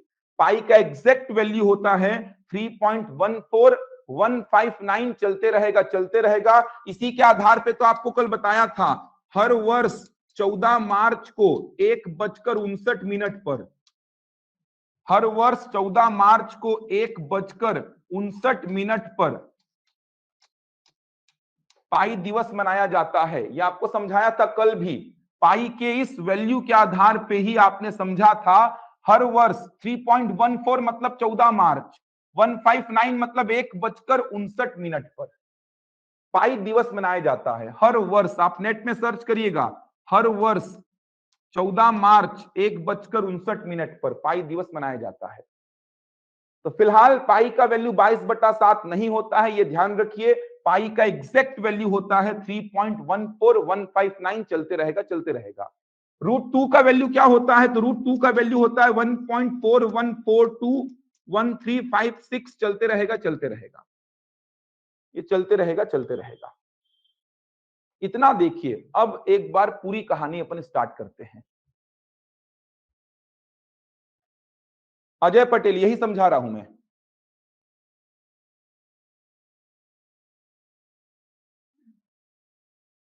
विमला समझ आया? अब बॉक्स में जो बताया हूं सिंपल है। इतना अगर बेसिक नहीं पता होगा तो फिलहाल के लिए एक बार याद कर लीजिए। वर्गमूल 4 इसका मान 2 आता है। आगे चलकर वर्गमूल घनमूल का चैप्टर पढ़ाऊंगा। फिलहाल इतना ध्यान रखिए, वर्गमूल 4 2 होता है, वर्गमूल 9 3 होता है, वर्गमूल 16 4 होता है, वर्गमूल 25 5 होता है, वर्गमूल 36 6 होता है। फिलहाल के लिए इतना ध्यान रख लीजिए। और ये संख्याएं तो परिमेय होंगी ना। आप खुद सोचो, ये तो पढ़े थे P/Q के रूप में, जिनको लिख पाओ। जहां P और Q पूर्णांक होता है उसी को क्या बोलते हैं? परिमेय। चूंकि वर्गमूल 4 का मान 2, इसीलिए वर्गमूल 4 क्या है? परिमेय। ये सारी संख्याएं परिमेय है। चलिए अब कहानी स्टार्ट करते हैं, जो मेन कहानी है। चलो अब ध्यान से देखना, ध्यान से देखो। चलो सब डाउट क्लियर हो जाएंगे।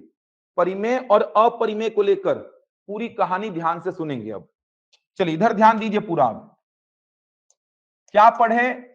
अभी तक का सार क्या निकला? परिमेय संख्या मतलब जिनको P/Q के रूप में आप लिख सकते हो। अपरिमेय संख्या मतलब जिनको P/Q के रूप में आप नहीं लिख सकते हो। ये आपने पढ़ा। तो परिमेय मतलब P/Q के रूप में जिसको लिख पाऊंगा, अपरिमेय मतलब जिसको P/Q के रूप में नहीं लिख पाऊंगा। फिलहाल के लिए आप ये जानते हैं, जिसको P/Q के रूप में लिख पाऊंगा वो परिमेय, जिसको P/Q के रूप में नहीं लिख पाऊंगा वो अपरिमेय। इतना आपने सीखा है। अब थोड़ा ध्यान से देखना, दशमलव वाली संख्याएं बता रहा हूं। दशमलव वाली संख्याएं देखिए, दशमलव के बाद जो है चलते रहेगा, कभी खत्म ही नहीं होगा। ध्यान से समझना, अगला 10 मिनट एकदम कॉन्सेंट्रेट करना, पूरा कंसेप्ट क्लियर हो जाएगा।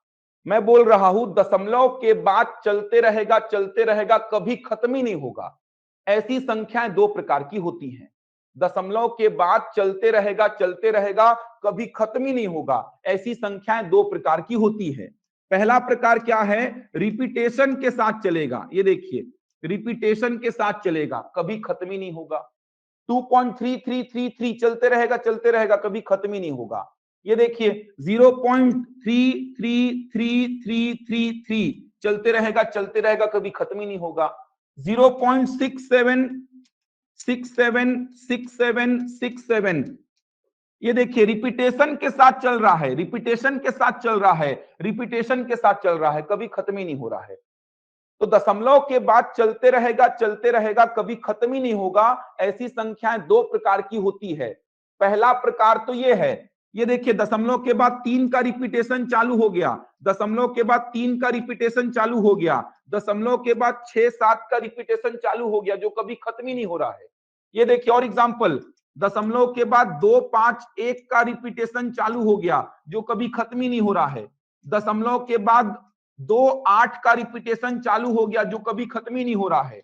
दशमलव के बाद ये देखिए 3 4 6 7 6 7 6 7 6 7 6 7 का रिपीटेशन चालू हो गया, जो कभी खत्म ही नहीं हो रहा है।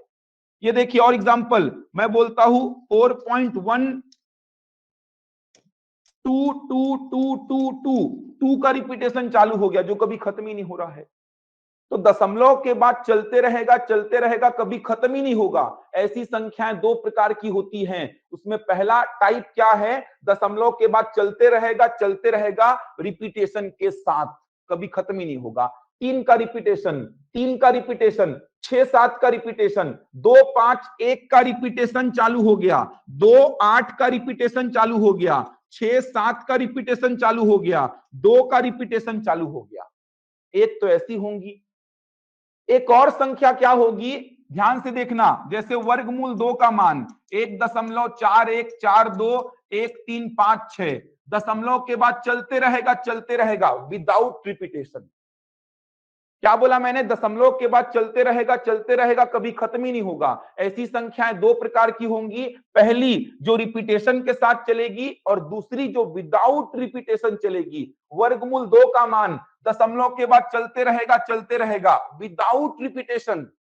1.41421356 देख पा रहे हैं, विदाउट रिपीटेशन चल रहा है। वर्गमूल 3 का मान 1.7321 चलते रहेगा विदाउट रिपीटेशन।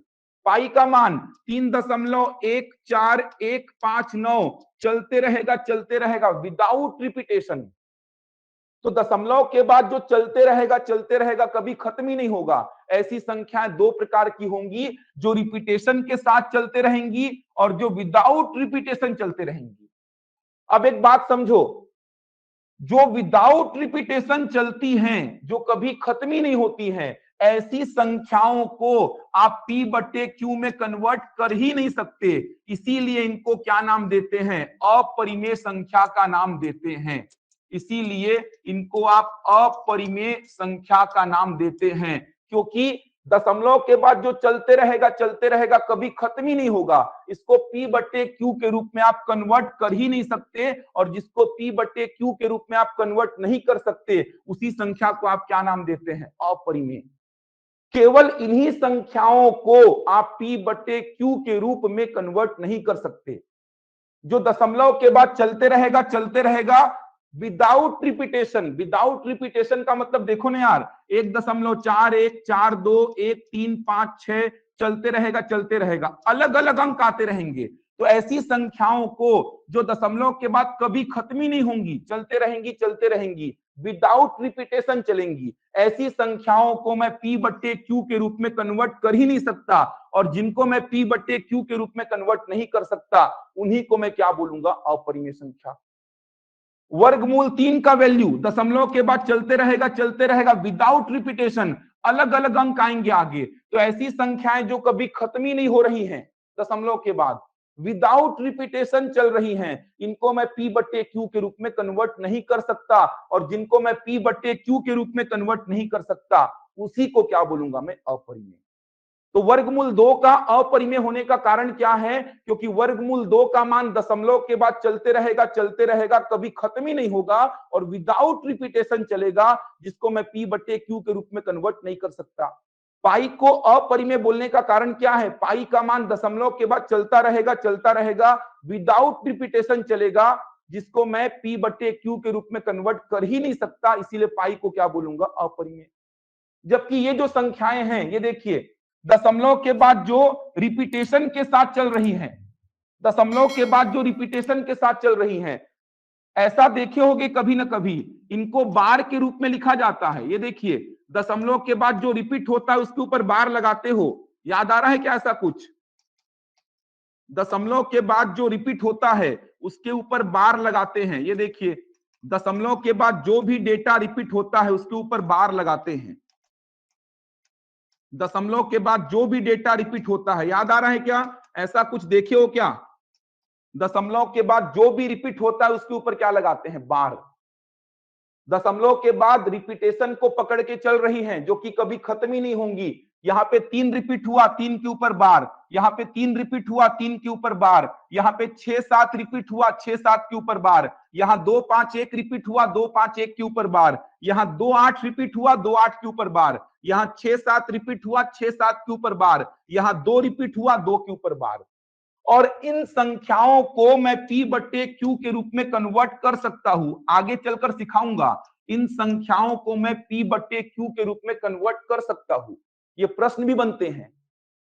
अभी आपको नहीं पता होगा कैसे कन्वर्ट करते हैं, लेकिन विश्वास रखिए इन संख्याओं को P बटे Q के रूप में कन्वर्ट किया जा सकता है। आगे चलकर पढ़ाऊंगा। इसको क्या लिखेंगे? 7/3।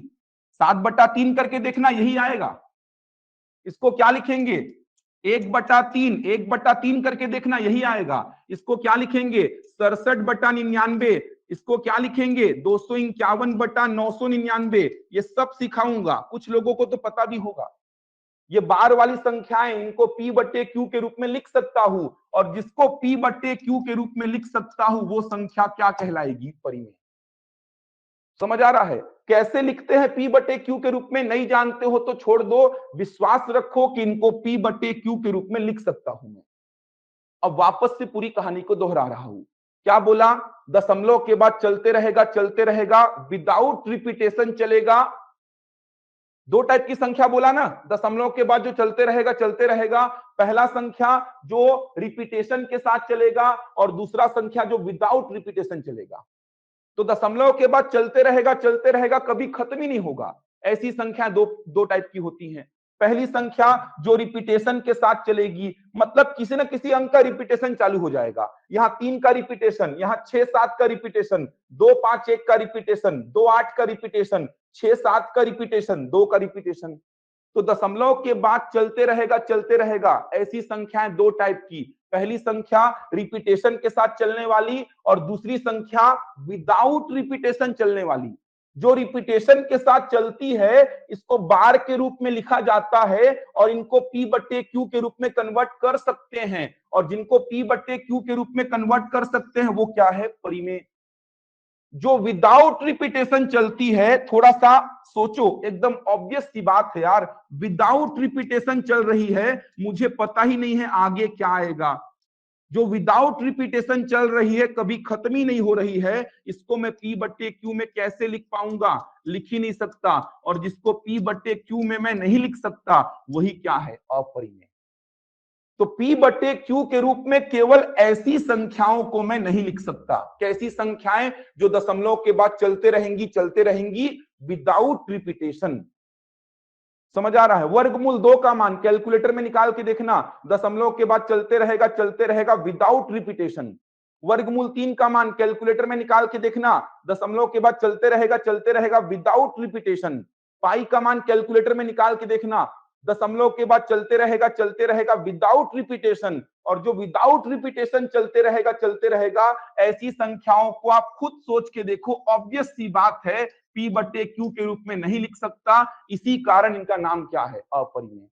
ऐसी संख्याओं को P बटे Q के रूप में लिख पाऊंगा, इसीलिए क्या है ये? परिमेय। इसके अलावा एक और संख्या होती है, ये देखिए, जो दशमलव के बाद खत्म हो जाती है। ये तो दशमलव के बाद चलते रहेंगी, चलते रहेंगी।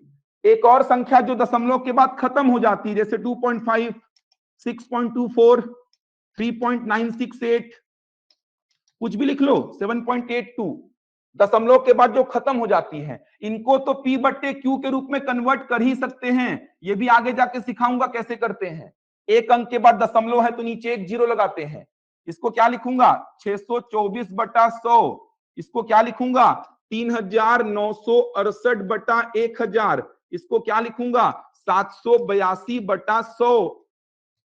तो इनको तो P बट्टे Q में कन्वर्ट कर ही सकता हूं। ये संख्याएं जो हैं, इनको तो P बट्टे Q में कन्वर्ट कर ही सकता हूं।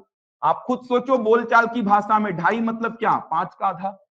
तो इनको तो P बट्टे Q में कन्वर्ट कर ही सकता हूं। आगे चलकर सिखाऊंगा। एक अंक के बाद दशमलव है तो नीचे एक जीरो लगाओ, 2 अंक के बाद दशमलव है तो नीचे 2 जीरो लगाओ, 3 अंक के बाद दशमलव है तो नीचे 3 जीरो, 2 अंक के बाद दशमलव है तो नीचे 2 जीरो। इनको तो P बट्टे Q में कन्वर्ट कर ही सकता हूं। जिसको P बट्टे Q में कन्वर्ट कर सकता हूं वो परिमेय। P बट्टे Q के रूप में जिसको कन्वर्ट नहीं कर सकता वो अपरिमेय। किसको कन्वर्ट नहीं कर सकता? केवल ऐसी संख्याओं को मैं कन्वर्ट नहीं कर सकता जो दशमलव के बाद चलते रहेगी, चलते रहेगी, विदाउट रिपीटेशन। तो वर्गमूल 2 हो गया, इसका मान दशमलव के बाद चलते रहेगा विदाउट रिपीटेशन। ये सारी संख्याएं जो मैं लिख रहा हूं, इनका वैल्यू दशमलव के बाद चलते रहेगा विदाउट रिपीटेशन। इनको P बटे Q के रूप में कन्वर्ट नहीं कर सकता, इसी कारण इनको क्या बोला गया, अपरिमेय बोला गया। समझ आया भाई यहां तक? इसमें दिमाग मत लगाओ, इसको P बटे Q में कैसे कन्वर्ट करते हैं बताऊंगा इसको मैं, उसमें दिमाग मत लगाओ। इसको P बटे Q में कैसे कन्वर्ट करते हैं उसमें दिमाग मत लगाओ, आगे चलकर बताऊंगा। अभी केवल इतना समझो, अभी मैं कैलकुलेशन नहीं सिखा रहा हूं, अभी मैं संख्याओं को पहचानना सिखा रहा हूं। अभी केवल इतना समझो, संख्याएं दशमलव के बाद चलते रहेंगी, कभी खत्म ही नहीं होंगी। ऐसी संख्याएं दो प्रकार की, रिपीटेशन के साथ चलेंगी, विदाउट रिपीटेशन चलेंगी। जो विदाउट रिपीटेशन चलती हैं, कभी खत्म ही नहीं होती हैं, उनको P बटे Q के रूप में नहीं लिखा जा सकता, इसी कारण इनको क्या बोलते हैं, अपरिमेय। इनको P बटे Q के रूप में लिख सकते हैं, कैसे लिखेंगे दिमाग मत लगाओ। इनको P बटे Q के रूप में लिख सकते हैं, कैसे लिखेंगे दिमाग मत लगाओ। केवल इन्हीं संख्याओं को, केवल और केवल इन्हीं संख्याओं को P बटे Q के रूप में नहीं लिखा जा सकता, जो दशमलव के बाद चलते रहेंगी विदाउट रिपीटेशन। केवल ऐसी संख्याओं को P बटे Q के रूप में नहीं लिख सकते, इसी कारण से ये क्या है, अपरिमेय है। कमेंट करो भाई, समझ आया यहां तक? कमेंट करिए, समझ आया यहां तक? क्यों वर्गमूल 2 को अपरिमेय बोला गया, समझ आ रहा है? क्योंकि इसका मान दशमलव के बाद चलता रहेगा विदाउट रिपीटेशन। इसको P बटे Q में कन्वर्ट नहीं कर सकता, इसीलिए अपरिमेय। पाई का मान दशमलव के बाद चलता रहेगा विदाउट रिपीटेशन। इसको P बटे Q के रूप में कन्वर्ट नहीं कर सकता, इसीलिए अपरिमेय। केवल यही संख्याएं कहलाएंगी अपरिमेय। चलिए अब थोड़ा सा पाई को समझ लीजिए। मन में डाउट आ रहा होगा कि सर पाई का मान बचपन से 22/7 पढ़े हैं, लेकिन आप तो कुछ और ही बता रहे हैं। बचपन से पाई का मान 22/7 पढ़े हैं, लेकिन आप तो कुछ और ही बता रहे हैं, तो ये वैल्यू क्यों पढ़ते आ रहे हैं? देखो पाई कहां से आया, आगे चलकर किसी दिन सुना दूंगा कहानी इसकी। सर्कल बनाएंगे, उसका परिधि और व्यास को देखेंगे, वहां से पाई निकल के आएगा। फिलहाल गूगल में सर्च करके देखना, पाई का एग्जैक्ट वैल्यू आएगा 3.14159। तो पाई का वैल्यू यही होता है। आगे चलकर आगे की क्लासेस में आपको बताऊंगा पाई कहां से निकल के आया है। फिलहाल पाई का वैल्यू ये होता है, याद रखिए। बचपन से 22/7 क्यों पढ़ते आ रहे हैं? 22/7 करने पे क्या आता है, तो 22/7 करने पे आता है 3.142857, 142857 ये आता है 22/7 करने पर। अब गणित का एक नियम है, वो नियम क्या है गणित का, ध्यान से समझना। दशमलव के बाद मैक्सिमम 2 अंकों तक आप आंसर कंसीडर करते हैं। दशमलव के बाद मैक्सिमम 2 अंकों तक ही आप आंसर कंसीडर करते हैं। आपने ये मैथ्स में देखा भी होगा, बनाया भी होगा। दशमलव के बाद अंक बहुत सारे जब आने लगते हैं, तो आप केवल 2 अंकों को लेते हैं, केवल 2 अंकों को।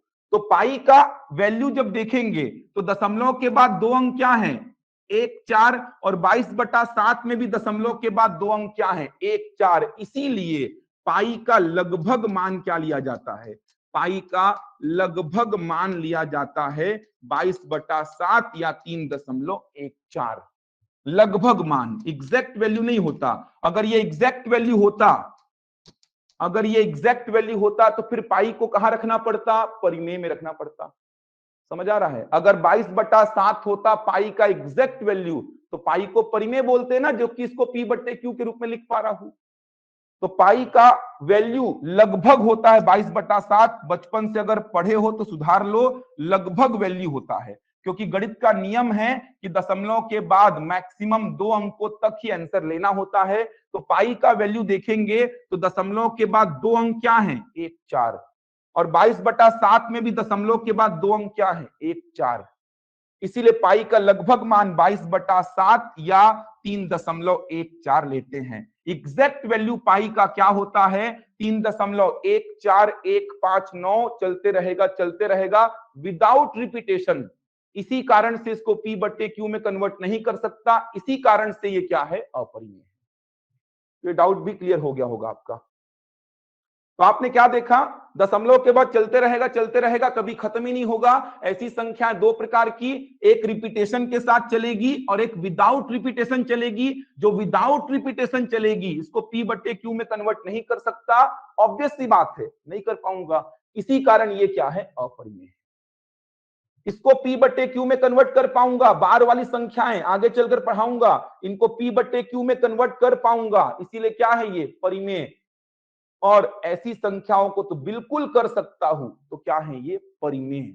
अब मैं कोई भी संख्या आपके सामने लिखूं ना, तो आप बता दोगे परिमेय है कि अपरिमेय है। कोई भी संख्या, अपरिमेय में केवल क्या आएगा, यही सब आएगा भाई। अब समझ आया, अपरिमेय में केवल यही सब आएगा, केवल यही सब, बाकी सब क्या है, परिमेय। वर्गमूल 4 समझ आया, विमला, जो आपको डाउट था, वर्गमूल 4 का मान क्या होता है, 2, मतलब P बट्टे Q के रूप में लिख पा रहा हूं इसको, इसीलिए क्या है ये, परिमेय। वर्गमूल 9 का मान क्या होता है, 3, मतलब P बट्टे Q के रूप में लिख पा रहा हूं, इसीलिए क्या है ये, परिमेय। वर्गमूल 25 का मान क्या होता है, 5, P बट्टे Q के रूप में लिख पा रहा हूं इसको, इसीलिए क्या है ये, परिमेय। जिसको P बट्टे Q के रूप में लिख पाओगे वो परिमेय हो जाएगा, जिसको नहीं लिख पाओगे वो अपरिमेय। किसको नहीं लिख पाओगे, जो दशमलव के बाद चलते रहेगा विदाउट रिपीटेशन, विदाउट रिपीटेशन। चलिए अब एक छोटा सा पॉइंट और क्लियर कर लीजिए। जो अभी दशमलव वाली संख्याएं आप देखें, उनके नाम लिखेंगे अपन, उनके नाम, बहुत कुछ समझ आ जाएगा। और आपको परिमेय और अपरिमेय संख्याओं का दशमलव निरूपण, परिमेय और अपरिमेय संख्याओं का दशमलव निरूपण, रैशनल और इरैशनल नंबर जो हैं, इनको डेसिमल में जब लिखते हैं तो उनका नाम क्या आता है। ये जो संख्याएं आप लिखे थे ना अभी, ये देखिए, ये जो संख्याएं लिखे थे, चलते रहेगा रिपीटेशन के साथ, बिना रिपीटेशन के साथ, खत्म हो जाएगा, इनके नाम क्या होते हैं, इनके नाम को पढ़ रहे हैं अपन, इनके नाम क्या होते हैं। तो रैशनल और इरैशनल नंबर का डेसिमल में कन्वर्जन कर रहे हैं अपन, डेसिमल वाले नंबर्स के नाम देख रहे हैं, उनके नाम क्या होते हैं। तो दो टाइप का होता है, एक होता है शांत या परिमित दशमलव,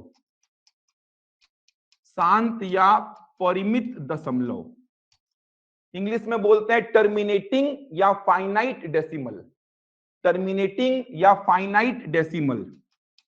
दूसरा होता है अशांत या अपरिमित, अशांत या अपरिमित दशमलव, अशांत या अपरिमित दशमलव। नॉन टर्मिनेटिंग या इनफाइनाइट डेसिमल, पहला क्या लिखा हूं, शांत या परिमित, और दूसरा अशांत या अपरिमित। इंग्लिश में बोलेंगे शांत को टर्मिनेटिंग, परिमित को फाइनाइट। तो शांत को ही परिमित बोलते हैं, मतलब टर्मिनेटिंग बोलो या फाइनाइट बोलो एक ही बात है। अशांत को नॉन टर्मिनेटिंग, अपरिमित को इनफाइनाइट, एक ही चीज है दोनों। तो नॉन टर्मिनेटिंग या इनफाइनाइट डेसिमल, ये दो टाइप का होता है। एक होता है आवर्ती अशांत, आवर्ती अशांत दशमलव, आवर्ती को बोलते हैं रेक्यूरिंग, रेक्यूरिंग नॉन टर्मिनेटिंग डेसिमल। एक होता है अनावर्ती अशांत, अनावर्ती अशांत दशमलव, अनावर्ती अशांत दशमलव। ये क्लासिफिकेशन है, रेक्यूरिंग नॉन टर्मिनेटिंग डेसिमल और नॉन रेक्यूरिंग नॉन टर्मिनेटिंग डेसिमल। वापस से देख लीजिए क्या क्या लिखा हूं। सबसे पहले परिमेय और अपरिमेय संख्या को दशमलव में जब बदलते हैं तो उनके नाम क्या है, उनके नाम को आप पढ़ रहे हैं। तो पहला क्या है, शांत या परिमित, टर्मिनेटिंग या फाइनाइट। दूसरा है अशांत या अपरिमित, नॉन टर्मिनेटिंग या इनफाइनाइट। ये दो टाइप का होगा, आवर्ती मतलब रेक्यूरिंग, अनावर्ती मतलब नॉन रेक्यूरिंग। आवर्ती मतलब रेक्यूरिंग और अनावर्ती मतलब नॉन रेक्यूरिंग। अब ध्यान से देखना, याद करो शांत में कौन आ जाएगा, ये देखिए जो दशमलव के बाद शांत हो जाए, याद आ गया, दशमलव के बाद जो शांत हो जाए वही क्या हो जाएगा, शांत दशमलव। इस प्रकार की जो संख्याएं आप लिखे थे, ये देखिए कुछ भी लिख लो, इस प्रकार की जो संख्याएं आप लिखे थे, इस प्रकार की जो संख्याएं आप लिखे थे, इनको क्या बोलेंगे, शांत दशमलव। ये देखिए ऐसी संख्याएं जो आप लिखे थे इनको क्या बोलेंगे, शांत। ये देखिए याद करिए ऐसी संख्याएं, ये देखिए दशमलव में ऐसी संख्याएं जो आप लिखे थे जिनको आप पी बट्टे क्यू में कन्वर्ट कर पा रहे थे, ये क्या है, शांत। शांत का मतलब क्या, जो दशमलव के बाद शांत हो जाए। ये देखिए दशमलव के बाद शांत हो जाए, शांत होना चाहिए, बस टर्मिनेट हो जाए, शांत हो जाए, उसी को बोलेंगे शांत दशमलव।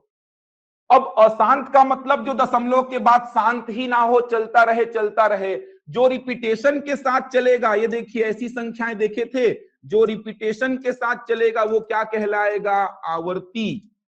जो रिपीटेशन के साथ चलेगा, ये देखिए जो रिपीटेशन के साथ चलेगा, जिनको बार के रूप में आपने लिखा था, जिनको बार के रूप में आपने लिखा था, ये देखिए जो रिपीटेशन के साथ चलेगा ये क्या कहलाएगा, आवर्ती। ये देखिए ये सारी संख्याएं क्या कहलाएंगी, आवर्ती।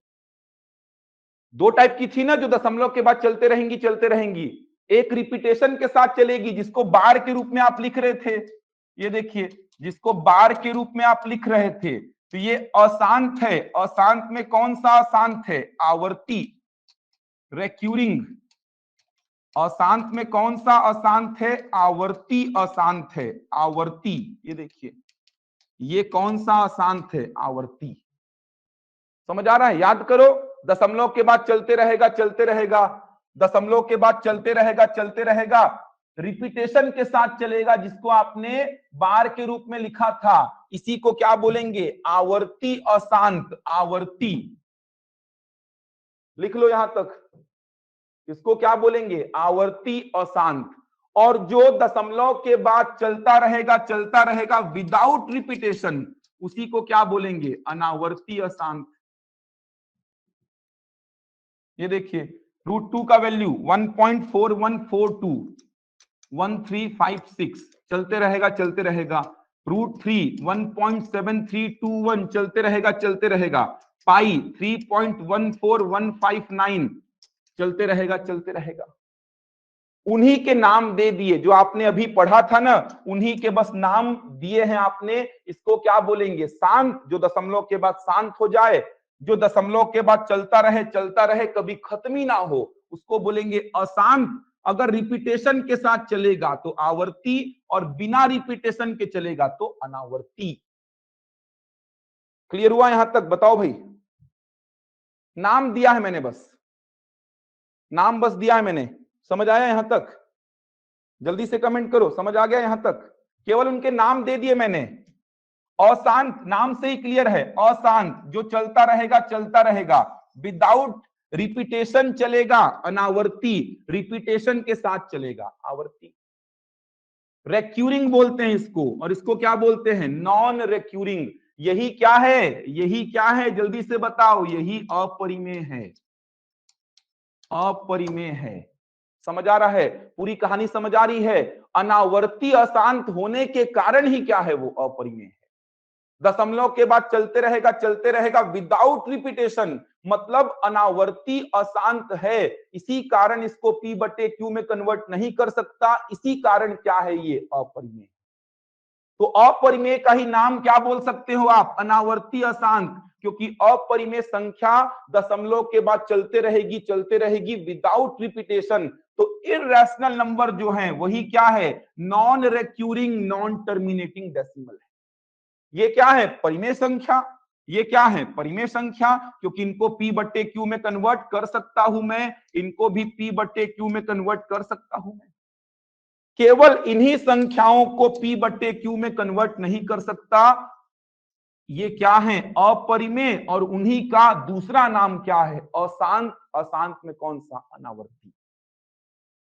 समझ आया पूरा कहानी, देखो फटाफट अब रिवाइज करा दे रहा हूं मैं, इसके बाद 3 प्रश्न कराऊंगा, फटाफट अभी देखेंगे। क्या देखे आपने समझा? ये देखिए परिमेय और अपरिमेय संख्या को, परिमेय मतलब जिसको P बट्टे Q के रूप में आप लिख पाओ, अपरिमेय मतलब जिसको P बट्टे Q के रूप में आप ना लिख पाओ। किसको नहीं लिख पाऊंगा? P बट्टे Q के रूप में किसको नहीं लिख पाऊंगा? जो दशमलव के बाद चलता रहेगा विदाउट रिपीटेशन, कभी खत्म नहीं होगा। ऐसी संख्याओं को P बट्टे Q के रूप में नहीं लिख पाऊंगा। इसी कारण से ये क्या है? अपरिमेय। कौन सी संख्याएं ऐसी हैं? वर्गमूल 2 दशमलव के बाद चलता रहेगा विदाउट रिपीटेशन। वर्गमूल 3 दशमलव के बाद चलता रहेगा विदाउट रिपीटेशन। पाई दशमलव के बाद चलता रहेगा विदाउट रिपीटेशन। तो ये संख्याएं दशमलव के बाद चलती रहेंगी विदाउट रिपीटेशन। इसी कारण इनको P बट्टे Q में कन्वर्ट नहीं कर पाऊंगा। इसी कारण क्या है? ये अपरिमेय। इन्हीं का एक और नाम क्या है? इन्हीं का एक और नाम है अशांत, और अशांत में क्या? अनावर्ती। अब दशमलव के बाद चलते रहेगा एक और ऐसी संख्या होती है, लेकिन ये रिपीटेशन के साथ चलती है, रिपीटेशन के साथ। इनको P बट्टे Q के रूप में मैं कन्वर्ट कर पाऊंगा। अब इनको P बट्टे Q के रूप में कन्वर्ट कर पाऊंगा, इसीलिए क्या है? ये परिमेय। नाम क्या है इनका? आवर्ती अशांत। दोनों ही अशांत है, ये भी चलते रहेगा, ये भी चलते रहेगा। विदाउट रिपीटेशन तो अनावर्ती, रिपीटेशन के साथ तो आवर्ती। इनको P बट्टे Q में कन्वर्ट नहीं कर सकता, इनको P बट्टे Q में कन्वर्ट कर सकता हूं, आगे चलकर सिखाऊंगा।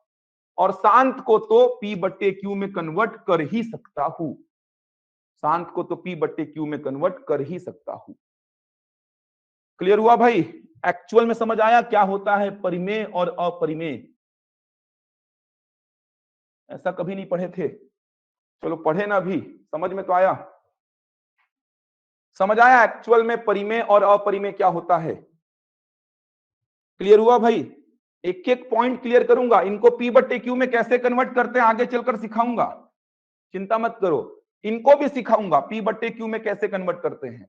अभी केवल मैं क्या सिखा रहा हूं? संख्या को पहचानना। तो संख्याएं दो ही प्रकार की, परिमेय और अपरिमेय, समझ जाओगे अब कौन सी संख्या परिमेय है, कौन सी अपरिमेय। अपरिमेय एकदम लिमिटेड है, जो दशमलव के बाद चलता रहेगा विदाउट रिपीटेशन। वर्गमूल 2, वर्गमूल 3, वर्गमूल 5, वर्गमूल 6, पाई, यही संख्याएं हैं जो अपरिमेय हैं। क्यों है? क्योंकि इनको P बट्टे Q के रूप में नहीं लिख सकता। क्यों नहीं लिख सकता? क्योंकि ये अनावर्ती अशांत हैं, विदाउट रिपीटेशन चलती हैं, इसीलिए इनको P बट्टे Q में नहीं लिख सकता। इसीलिए क्या है? ये अपरिमेय है।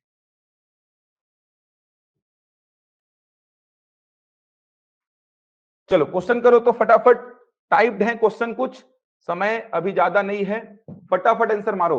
चलो फटाफट आंसर मारो तो अब।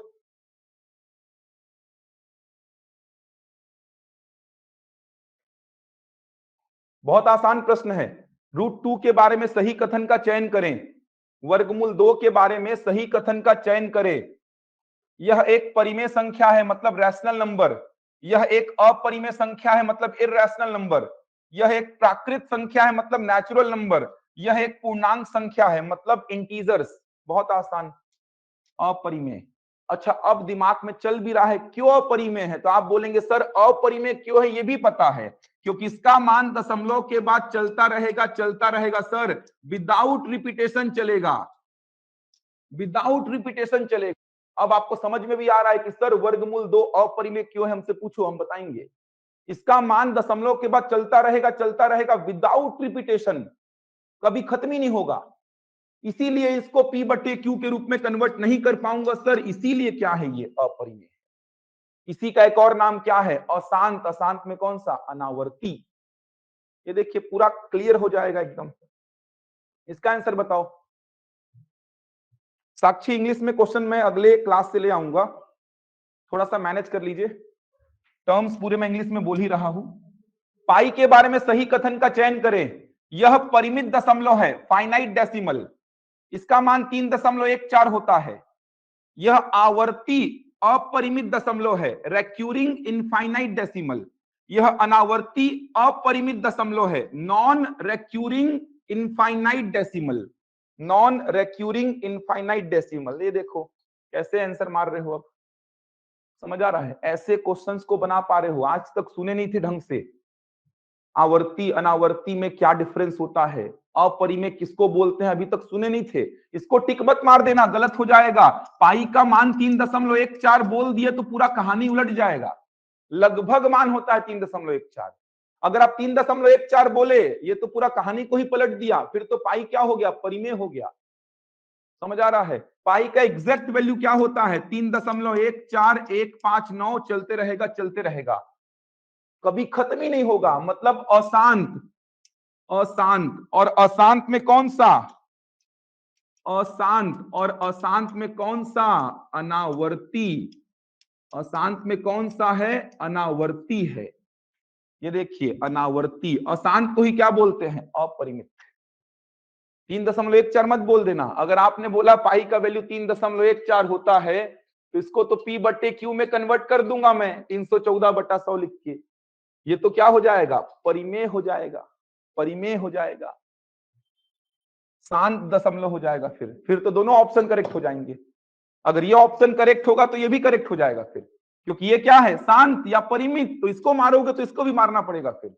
तो पाई का एग्जैक्ट वैल्यू 3.14159 चलता रहेगा, कभी खत्म ही नहीं हो रहा है, इसीलिए अशांत, और विदाउट रिपीटेशन इसीलिए अनावर्ती। समझ आ रहा है? देखा जाए तो अपरिमेय संख्या का ही नाम क्या है, अनावर्ती अशांत है। अपरिमेय संख्या का नाम क्या है, अनावर्ती अशांत है। अनावर्ती अशांत होने के कारण ही अपरिमेय है वो। क्लियर हो रहा है? अनावर्ती अशांत मतलब विदाउट रिपीटेशन चल रहा है, कभी खत्म ही नहीं हो रहा है। अनावर्ती अशांत होने के कारण ही उसको पी बटे क्यू के रूप में कन्वर्ट नहीं कर सकता, इसी कारण ही वो क्या है, अपरिमेय। इससे पहले वाला प्रश्न बहुत आसान था, वर्गमूल 2 के बारे में सही कथन का चयन, तो यह एक अपरिमेय संख्या है। क्यों है? क्योंकि यह अनावर्ती अशांत है और पाई अनावर्ती अशांत है। बन जाएगा। इसके आगे कल देखते हैं फिर। कहानी समझ आया पूरा? क्लियर हो गया पूरा कहानी? प्रैक्टिस के लिए बुक पढ़ने की आवश्यकता नहीं है, पढ़ना चाहते हैं तो बहुत सारी बुक्स हैं मार्केट में। आर.एस. अग्रवाल है, आर.एस. अग्रवाल ले सकते हैं, एस.डी. यादव ले सकते हैं, एस.डी. यादव भी है, राकेश यादव भी है, अरिहंत भी है, ऐसे बहुत सारी बुक्स हैं। लेकिन मेरे साथ बने रहो यार, क्लास नोट्स बनाओ, और आपको मैं प्रैक्टिस सेट दूंगा ना, चिंता मत करो, इतना काम कर लो यार। क्लास नोट्स ऐसा मिलेगा ही नहीं किसी बुक में। आप कोई बुक पढ़ लो, जैसा मैं सीक्वेंस से पढ़ा रहा हूं, जितना मैं डिटेल में समझा रहा हूं, जितना ये मैं डिटेल में समझा रहा हूं, ऐसा लिख लिख के बता रहा हूं, ऐसा किसी बुक में मिलेगा ही नहीं आपको। समझ आ रहा है? ये 4-5 बुक का मिला जुला आपको जानकारी दे रहा हूं मैं। आप प्रॉपर नोट्स बनाओ, ये नोट्स ऐसा हो जाएगा नहीं, ब्रह्मास्त्र हो जाएगा आपके लिए, किसी भी व्यापम के एग्जाम के लिए एकदम ब्रह्मास्त्र हो जाएगा ये। तो प्रॉपर नोट्स बनाओ आप। बुक मत पढ़ो, छोड़ दो बुक को, छोड़ दो बुक को, मत पढ़ो। चलो फिर कल मिलते हैं। यहां तक कोई डाउट तो होगा नहीं, सब कुछ समझ आ ही गया होगा। रिवाइज कर लेना एक बार, रिकॉर्डेड वीडियोस हैं, और जिन्होंने एडमिशन नहीं लिया है फटाफट एडमिशन ले लो यार। ऐसे ही आगे के लेक्चर चलेंगे, कोई कमी नहीं होगा कहीं पे। तो जिन्होंने एडमिशन नहीं लिया है एडमिशन तुरंत ले लो, क्लास के बाद डेमो तो देख ही लिए 2 दिन का, ऐसा ही आगे भी चलेगा। पूरा डीप पढ़ेंगे, क्योंकि समय मैं ले रहा हूं 120 घंटे के आसपास, ज्यादा ही हो जाएगा, कम नहीं होगा। तो कहीं ना कहीं बहुत सारा नॉलेज आपको मिलेगा। देखना इसके बाद जीवन में कभी मैथ्स कहीं और पढ़ना ही नहीं पड़ेगा आपको। बस ये 80-90 दिन मेरे साथ पढ़ते रहो, कहीं और किसी से भी कभी भी मैथ्स पढ़ने की आवश्यकता नहीं पड़ेगी आपको। इसका नोट्स बना लो, प्रैक्टिस शीट को संभाल के रखो, बस इतना काम करना है आपको। चलिए कल मिलेंगे फिर, ठीक है? बिल्कुल टेस्ट ले लूंगा बीच में, बिल्कुल नोट करते रहिए। ये मिलेगा आपको पीपीटी, इससे भी आप कर सकते हैं। फिर से बनाओ नोट्स मनीषा। डॉली 120-130 घंटे का फीस है वो, तो फीस के लिए थोड़ा अगर लग रहा है तो बात कर लीजिए, बाकी फीस थोड़ा अफोर्ड कर सकते हैं तो कर लीजिए भाई, बहुत मेहनत लगेगी। अगले 120 घंटे 130 घंटे तक आपको क्लासेस ऐसी ही एनर्जी के साथ मिलते रहेगी, तो थोड़ा सा उसी का फीस है, समझिए बात को। पूरे चैप्टर्स लगभग 30 चैप्टर पढ़ाने का फीस है वो। चलिए मिलते हैं फिर अगले क्लास में कुछ नई जानकारी के साथ।